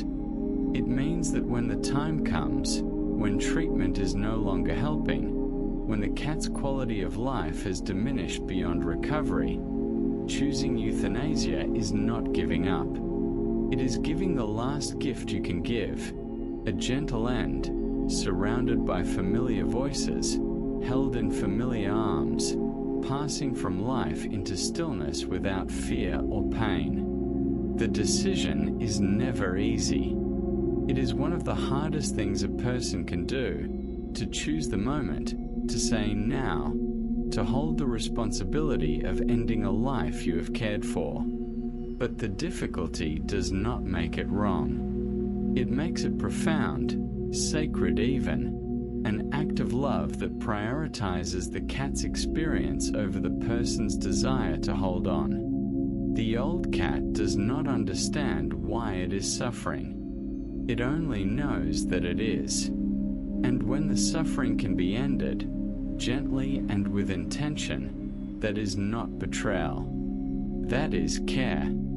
Imagine a home where the old cat is seen clearly, where age is respected but not feared, where changes in behavior prompt veterinary visits rather than resignation. In this home, the old cat receives pain management, receives treatment for manageable conditions, receives environmental adaptations that allow it to navigate the space comfortably. And when the time comes, when the body can no longer be comfortable, when the spark has faded and only suffering remains, the decision is made with love, with consultation, with the cat's experience placed at the center. The death is not premature. It is timely, chosen, gentle. Let that image settle over you like a soft blanket.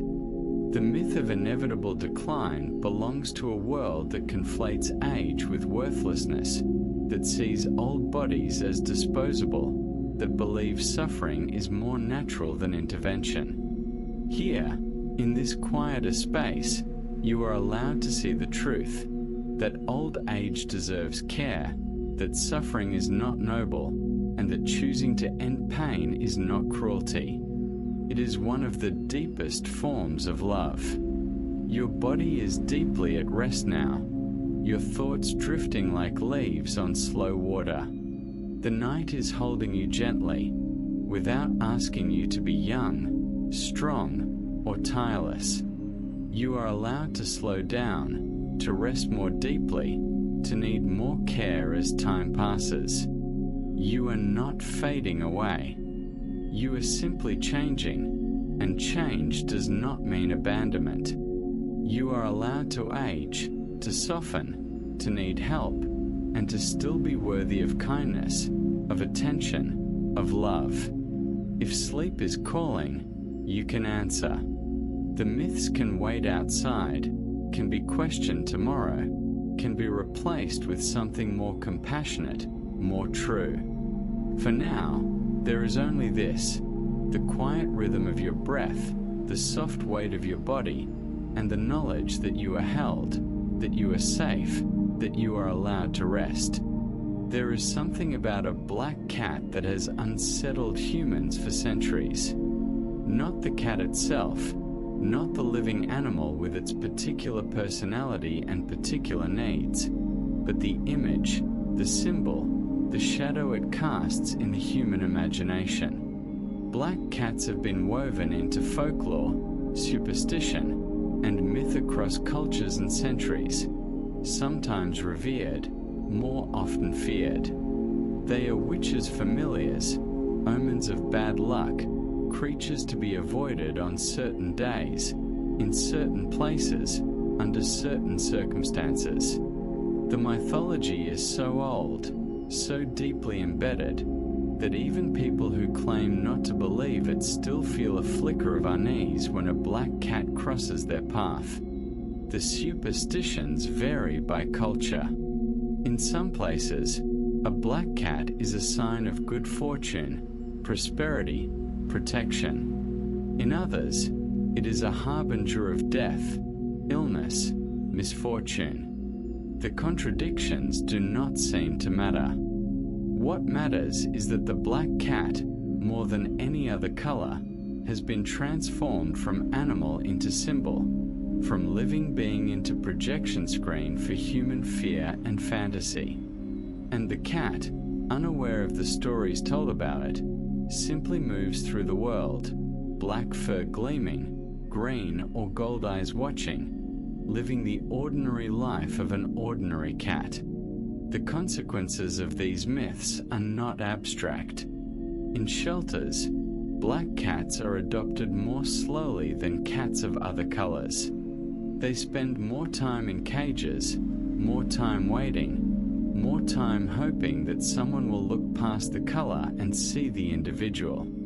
Some are passed over again and again, not because of temperament or health, but simply because their fur is black. And when shelters are full, when space runs out, black cats are disproportionately euthanized, killed not for any fault of their own, but because an old superstition whispered in the back of enough minds to tip the balance away from adoption and toward death. Imagine a black cat in a shelter, sitting quietly in a kennel, watching people walk past. The cat does not know it is black. It does not carry the weight of centuries of mythology.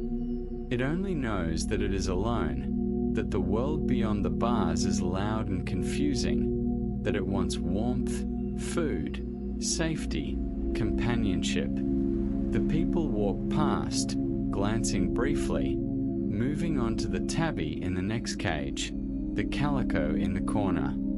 I like cats with more color, someone says. Black cats are harder to photograph, says another. The reasons pile up, small and seemingly reasonable, but underneath them all is the whisper of the myth. Black cats are unlucky, dangerous, less desirable, less worthy of a home. As you listen to this, you may feel your own body softening, your own judgments loosening. There is no anger here, no accusation. You are simply being invited to notice how mythology works, how it slips into decisions, shapes preferences, creates outcomes that feel neutral but are built on very old, very unexamined fears. The black cat is not unlucky. The black cat is simply a cat, and the bad luck belongs to the humans who let superstition override sight, who see a symbol instead of a living being. The mythology around black cats also manifests in cruelty. In some places, black cats are targeted around certain holidays, stolen or harmed by people who believe they are performing rituals, enacting old stories, or simply amusing themselves with an animal they have been taught to see as less than. Shelters sometimes restrict black cat adoptions around Halloween, not because black cats are dangerous, but because the people who seek them out at that time sometimes are. The cat, innocent of all mythology, becomes a victim of it, harmed or killed because of what it symbolizes to someone who cannot see past the fur to the frightened, vulnerable animal underneath. But there are also people who love black cats specifically, who seek them out, who adopt them deliberately. These people see the sleek beauty of black fur, the way light moves across it like water, the striking contrast of bright eyes against dark. They know that black cats are no different in temperament, health, or behavior than cats of any other color.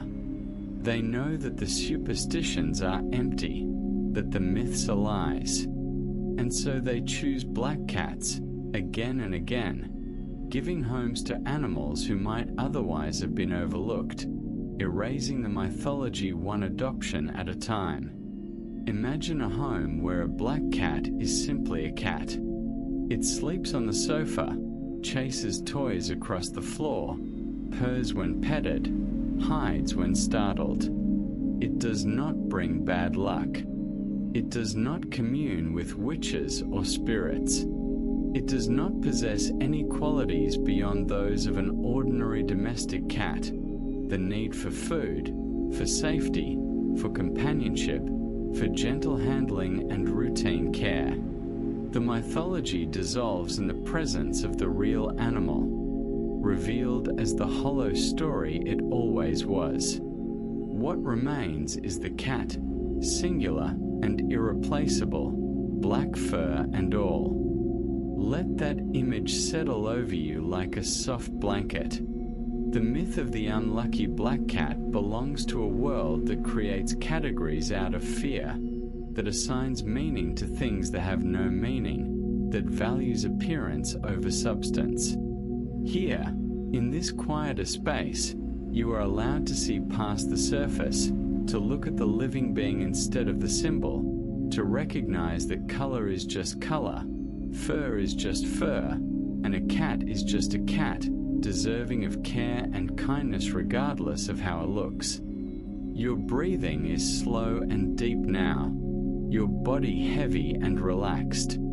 The night is holding you without judgment, without caring what color your hair is, what shape your face takes, what labels other people have tried to pin on you. You are not a symbol. You are not a myth. You are a living being, singular and irreplaceable, and you are allowed to be seen that way. The superstitions can wait outside. Inside, there is only this: the quiet truth of your existence, the steady rhythm of your breath, and the knowledge that you are enough, exactly as you are. If sleep is calling, you can answer. The myths can fade into the background, harmless now, just old stories with no power over the present. In the foreground, there is only this: the soft darkness of the room, the gentle weight of your body, and the freedom of being seen clearly, without filter, without fear. Let yourself rest in that clarity. Let it hold you gently into sleep. There is a story about cats and humans that goes like this: the cat needs nothing from the human except food and shelter, while the human, needy and emotional, craves the cat's affection and receives only indifference in return. In this version, the relationship is asymmetrical, unbalanced, almost transactional. The cat tolerates the human in exchange for resources. The human loves the cat and gets little back. The cat could leave at any moment and be fine. The human would be heartbroken. The myth makes the cat cold and the human foolish, and it erases the truth of what actually happens between cats and people when they share a life. The truth is quieter, more mutual, more complex. Cats do form attachments to people, not in the loud, obvious way that dogs do, not with tail wagging and jumping and vocal enthusiasm, but in their own language: proximity, routine, the choice to be near, the slow blink, the head bump, the relaxed body. A cat that follows a person from room to room is not doing so randomly. A cat that sleeps on or near a person night after night is making a choice. A cat that greets a person at the door, that vocalizes when separated, that seeks out contact when stressed or ill, is demonstrating attachment, trust, and yes, a form of love. The myth of one-way need persists because it flatters a certain view of independence. The cat becomes a symbol of self-sufficiency, a creature that does not cling, does not beg, does not need emotional reassurance. This makes the cat seem noble, dignified, superior to the messy, desperate affection of other animals or humans. But it also makes the cat lonely, isolated, misunderstood. The real cat, the one that purrs when its person comes home, that becomes anxious when routines change, that mourns when separated from familiar people, is erased by the myth of indifference.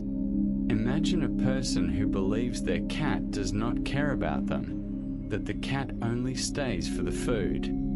This person provides the basics: food, water, a litter box, but does not engage, does not play, does not offer affection. The cat, receiving no interaction, begins to withdraw, to sleep more, to become what the person already believes it is: distant, cold, indifferent. The prophecy fulfills itself. The cat is not naturally cold. The cat is simply responding to an environment where warmth is not offered, where connection is not initiated, where the human has already decided that the relationship is one-sided and has stopped trying. As you listen to this, you may feel your own body relaxing, your own assumptions softening. There is no judgment here, no blame. You are simply being invited to notice how myths shape behavior, how believing a cat does not need you can become the reason the cat stops trying to connect. The myth is not harmless. It creates loneliness on both sides. The human convinced they are unloved, the cat deprived of interaction it actually needs and wants. Cats are not dogs, and their attachment is expressed differently.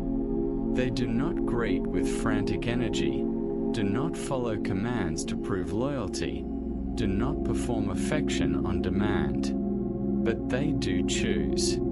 They choose to sit near certain people, to sleep in certain laps, to seek comfort from certain hands when they are frightened or in pain.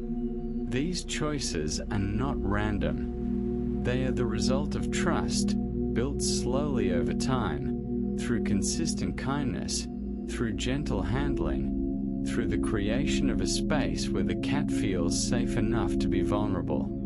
The myth also erases the human's need, suggesting that loving a cat is a one-sided emotional investment, almost embarrassing in its futility. But people who live with cats know differently.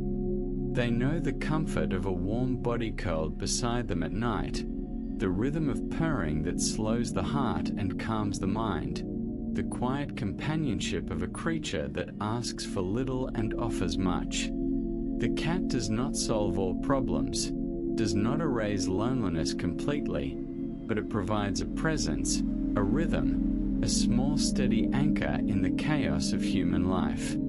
There are studies, though we will not cite them here, that suggest people who live with cats experience lower stress, lower blood pressure, a reduced sense of isolation. The cat's presence matters. Not because the cat performs tricks or obeys commands, but because the cat is there, alive, breathing, existing in the same space. The relationship is not one way. It is reciprocal, mutual, though the exchange is subtle, quiet, easy to miss if you are looking for loud declarations of devotion. Imagine a home where both the cat and the human are seen clearly. The human does not expect the cat to be a dog, does not demand constant attention or enthusiastic displays. The cat does not need to prove its affection, does not need to perform to be valued. Instead, there is a quiet rhythm. The human provides care, the cat provides companionship. The human offers warmth, the cat offers trust. The exchange is balanced, gentle, almost invisible, but deeply real. Both are better for the presence of the other. Both need and both give in ways that are easy to overlook but impossible to replace. Let that image settle over you like a soft blanket. The myth of one-way need belongs to a world that values loudness over subtlety, that mistakes quiet for emptiness. Here, in this softer space, you are allowed to see the truth, that relationships do not need to be loud to be real, that attachment does not need to be performed to exist, and that the quiet, steady presence of another being, whether human or cat, is a form of love all its own. Your body is deeply relaxed now, your thoughts drifting like clouds across a dark sky. The night is holding you gently, not demanding proof of your worth, not asking you to perform or declare or prove anything. You are simply here, and that is enough. The myths can wait outside. Inside, there is only this: the quiet truth of connection, the steady rhythm of breath, and the knowledge that you are not alone, that you are seen, that you are held. If sleep is near, you can welcome it. The next chapter will wait. For now, let yourself settle into the soft truth of reciprocal need, the knowledge that it is okay to give and to receive, to care and to be cared for, to rest in the presence of something warm and alive and steady. You are allowed to need. You are allowed to be needed. You are allowed to sleep. There is a very old story, repeated in cartoons and movies and casual conversation, that cats and dogs are natural enemies, that they cannot coexist peacefully, that putting them in the same home is asking for chaos, conflict, and constant territorial war. The image is so familiar it has become shorthand. Fighting like cats and dogs, a phrase that conjures instant pictures of hissing, barking, chasing, claws, and teeth and endless hostility. The myth suggests that this enmity is built into their biology, that cats and dogs speak incompatible languages, that harmony between them is impossible or at best a rare and fragile exception. But the truth, as always, is more nuanced. Cats and dogs are different species with different communication styles, different social structures, different ways of interpreting the world. A wagging tail means one thing to a dog and something very different to a cat. A play bow from a dog may look like a threat to a cat. A slow approach from a cat may confuse a dog accustomed to more direct, energetic interactions. These differences can lead to misunderstandings, to fear, to defensive aggression. But misunderstanding is not the same as hatred. Confusion is not the same as incompatibility. Many homes contain both cats and dogs living peacefully, even affectionately, together. The cat sleeps curled against the dog's side. The dog grooms the cat's ears. They share space, share routines, navigate the household as a unit rather than as rivals. This is not rare. It is not miraculous. It is simply what happens when introductions are handled carefully, when each animal's signals are respected, when the environment is structured to allow both species to feel safe. The myth of eternal enmity erases these countless quiet households where cats and dogs coexist without drama, without conflict, without the cartoon chases that the myth promises. Imagine a home where a new dog is introduced to a resident cat. The introduction is not rushed. The dog is kept on a leash at first, prevented from chasing, from overwhelming the cat with enthusiasm. The cat is given high places to retreat to, spaces where the dog cannot follow, where the cat can observe without being cornered. Positive associations are built. The dog's presence means treats for the cat. Calm behavior from the dog means rewards. Over days or weeks, the distance between them shrinks. The cat begins to approach. The dog learns to settle, to lie calmly, to let the cat set the pace. Eventually, they share the same room, the same couch, sometimes even the same sunbeam. The war that the myth promised never arrives. As you listen to this, you may feel your own body sinking deeper into rest, your own assumptions softening. There is no urgency here, no need to defend or argue. You are simply being invited to notice the gap between the myth and the lived reality of millions of homes where cats and dogs navigate their differences without becoming enemies. The myth is dramatic, memorable, easy to repeat. The truth is quieter, less cinematic, but far more common. The myth of cats and dogs as enemies also ignores individual personality. Some dogs have high prey drives, bred into them through generations of hunting or herding work, and these dogs may never be safe around cats.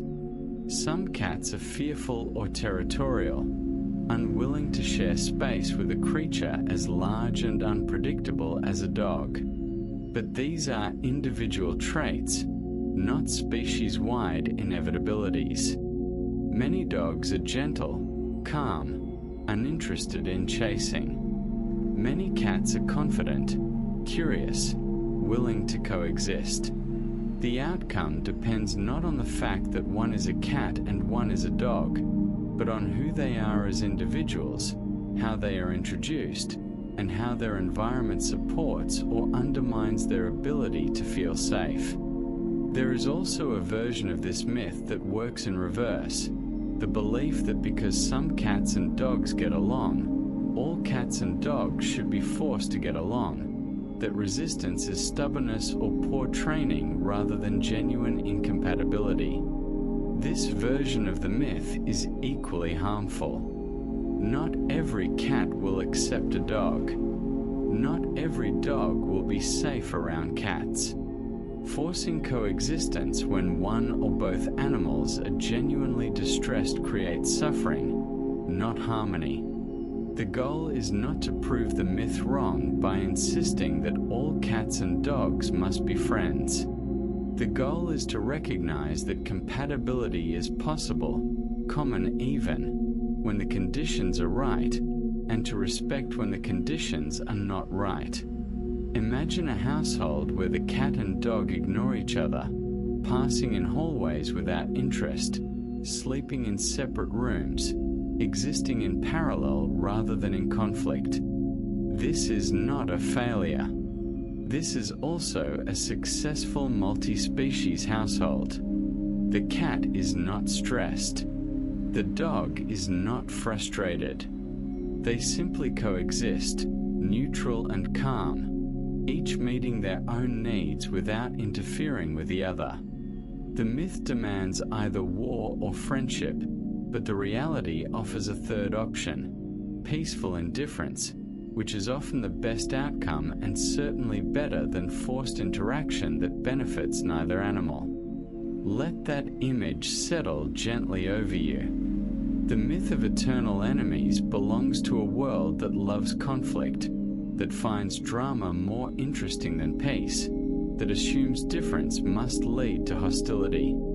Here, in this quieter space, you are allowed to see the truth, that different beings can share space without fighting, that misunderstanding can be overcome with patience, and that coexistence does not require sameness, only respect for boundaries and needs. Your breathing is slow, and even now, your body deeply at rest. The night is holding you without demanding that you be like anyone else, without insisting that you speak the same language or share the same rhythms. You are allowed to coexist with difference, to navigate misunderstandings without declaring war, to find your own space in a shared world. The myths can wait outside. Inside, there is only this, the quiet truth of your existence, the steady rhythm of your breath, and the knowledge that peace is possible, even when it is not loud, even when it is not dramatic, even when it is simply the absence of conflict. If sleep is calling, you can answer. The myth can fade into the background, harmless now, just another old story. In the foreground, there is only this, the soft darkness, the gentle weight of your body, and the freedom to rest without fighting, without proving anything, without needing to be anyone's enemy. Let yourself settle into that peace. Let it hold you gently into sleep. There is a version of the cat that exists only online, a creature made of captions and filters, of viral videos and reaction images, of memes repeated until they feel like truth. The internet cat is always hilarious or always grumpy, always knocking things off tables with deliberate malice, always plotting world domination from a cardboard box. The internet cat has a voice, usually misspelled, always exaggerated, speaking in broken English about cheeseburgers or evil plans or the deep existential dread of being a cat. This version of the cat is charming, funny, endlessly shareable. It is also almost completely disconnected from the living animal. The internet cat is a caricature, a collection of behaviors taken out of context, exaggerated, and turned into personality. A cat sitting in a box becomes if I fits, I sits, a cute phrase that obscures the real reason cats seek enclosed spaces: security, warmth, the comfort of boundaries in an open world. A cat with a naturally downturned mouth becomes Grumpy Cat, a character sold on merchandise, turned into a brand, while the real cat behind the image was simply an animal with a facial structure that humans found amusing. The meme erases the cat, replacing it with a joke. This would be harmless if it stayed online, if it remained in the realm of entertainment. But the internet cat shapes expectations. People adopt cats expecting the antics they have seen in videos, expecting constant comedy, expecting a pet that performs. When the real cat does not knock things off tables on command, does not pose for photos, does not behave like the memes promised, disappointment sets in. The cat is boring, not playful enough, not like the cats online. The real animal, with its real needs and real personality, cannot compete with the internet version, which is always performing, always edited, always optimized for views. Imagine a cat lying quietly on a windowsill, watching the world outside. It is not doing anything dramatic. It is not funny. It is simply existing, breathing, observing. This moment is the reality of living with a cat. Long stretches of calm, of quiet companionship, of a small warm body resting nearby. But this moment does not go viral. It does not get shared or liked or turned into a meme. It is too ordinary, too slow, too real. And so the internet fills with the exceptions, the moments of chaos or comedy, and people begin to believe that those moments are the norm, that a cat should always be entertaining, always performing. As you listen to this, you may feel your own body relaxing, your own expectations softening. There is no judgment here, no condemnation of internet culture or the people who enjoy it.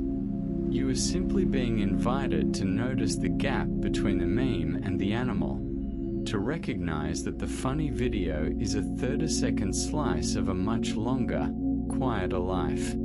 The cat in the video may have knocked the glass off the table once, and that moment was captured and shared. But the cat also spent hours that day sleeping, grooming, staring at walls, doing nothing that would make anyone click share.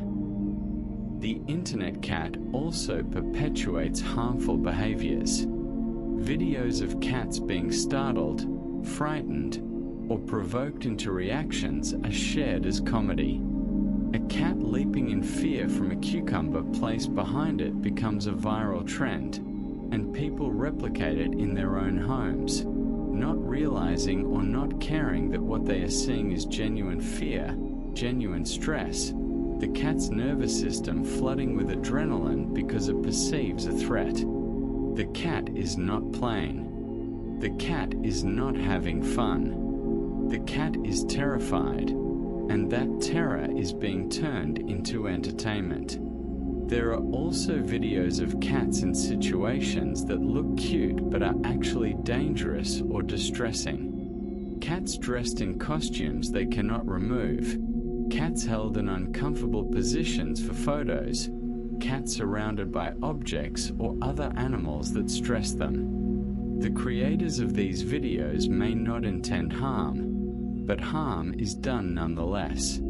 The cat cannot consent, cannot explain that the costume is restrictive, that being held that way hurts, that the situation is overwhelming. And the viewers, trained to see everything through the lens of entertainment, laugh and share without asking whether the cat is okay. The internet cat has also created unrealistic beauty standards. Certain breeds, certain colors, certain facial features are favored, shared, celebrated. Persian cats with flat faces, Scottish folds with folded ears, Munchkin cats with shortened legs, all bred for traits that humans find appealing but that often come with health consequences. The flat face makes breathing difficult. The folded ears are the result of a cartilage abnormality that can cause pain. The shortened legs can lead to joint problems. But these cats are popular online, and demand for them increases, and breeders continue to produce animals with traits that look cute in photos but cause suffering in real life. Imagine a world where cats are valued not for how they look in photos, not for how funny or shareable their behavior is, but simply for being cats. In this world, the quiet moments are as valued as the chaotic ones. The cat sleeping peacefully is as worthy of attention as the cat leaping after a toy. The ordinary tabby from a shelter is as celebrated as the designer breed with the Instagram perfect face. The cat is allowed to be boring, to be calm, to be real, without being compared to an impossible internet standard. Let that image settle over you like a soft blanket. The internet cat belongs to a world that values performance over presence, that turns living beings into content, that mistakes a curated highlight reel for reality. Here, in this quieter space, you are allowed to see the truth, that the real cat, the one in your home or in your memory or in your future, is not a meme. It is a living animal with needs, with vulnerabilities, with a right to be seen clearly, not through the distorting lens of viral media. Your body is deeply at rest now. You're breathing slow and steady. The night is holding you without asking you to perform, to be funny, to be shareable. You are allowed to be ordinary, to be quiet, to exist without an audience. The memes can wait outside. Inside, there is only this, the truth of your breath, the weight of your body, and the freedom to simply be, without caption, without filter, without needing to entertain anyone. Let yourself rest in that freedom. Let it carry you gently into sleep. And so, we come to the end of this journey through misconceptions, myths, and the many stories humans tell about cats. You have walked through images of cold, distant animals and vengeful gods in fur, through beliefs about invincibility and independence, through superstitions and internet caricatures. Each myth has been held up gently, examined, and set aside, not with anger but with the quiet suggestion that there might be another way to see, another way to understand. The cat, the real cat, has been here all along, underneath the layers of story and symbol. It has been waiting patiently, as cats do, for the noise to quiet, for the myths to fade, for someone to finally look at it clearly and see not what they expect, not what the culture has taught them, but what is actually there. A small carnivore with specific needs, specific vulnerabilities, a particular way of moving through the world that is neither human nor dog nor cartoon character, but simply feline. Tonight, as you rest here in this soft darkness, you are invited to hold that image, the cat as it truly is. Not a miniature tiger, not a cold roommate, not a meme or a symbol or a projection of human desire. Just an animal. Warm-blooded, breathing, capable of fear and trust, of pain and comfort, of forming bonds that are quiet but real, of needing care that is thoughtful and consistent. The cat does not ask to be understood perfectly. It only asks to be seen, to be treated with the same basic kindness that all living beings deserve. Imagine a cat curled in sleep, somewhere safe and warm. The body is relaxed, the breathing slow and even, the paws twitching slightly in dream. This cat is not performing. It is not trying to be anything other than what it is. It does not know it has been mythologized, does not carry the weight of superstition or internet fame. It only knows this moment, the warmth of the blanket, the softness of the surface, the safety of the space. This is the truth beneath all the myths. This is what remains when the stories are stripped away. The myths exist because humans need stories. Stories help us make sense of the world, create categories, simplify complexity. And there is nothing inherently wrong with that. But when the stories begin to harm the living beings they are supposed to describe, when they lead to neglect or cruelty or simply to misunderstanding, then it is time to set the stories aside and look at what is actually in front of us. The cat is more complex than any myth, more individual than any generalization, more deserving of clear sight than of romantic projection. As you drift deeper into rest, let the myths fall away one by one, like leaves from a tree in autumn. The myth of the cold cat, the myth of 9 lives, the myth of the vengeful animal, the myth of the miniature tiger, all of them gently released, no longer needed, no longer believed. What remains is simpler, quieter, more true. A cat is a cat. It has needs. It has limits. It has a capacity for trust, for fear, for comfort. It deserves to be cared for based on what it actually is, not on what stories say it should be.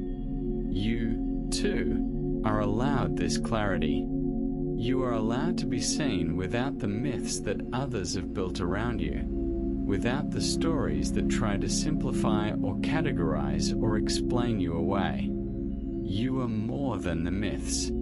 You are more than the expectations, the stereotypes, the easy labels. You are an individual, complex and irreplaceable, and you deserve to be seen clearly, treated kindly, held gently. The night is deep now, and the world is quiet.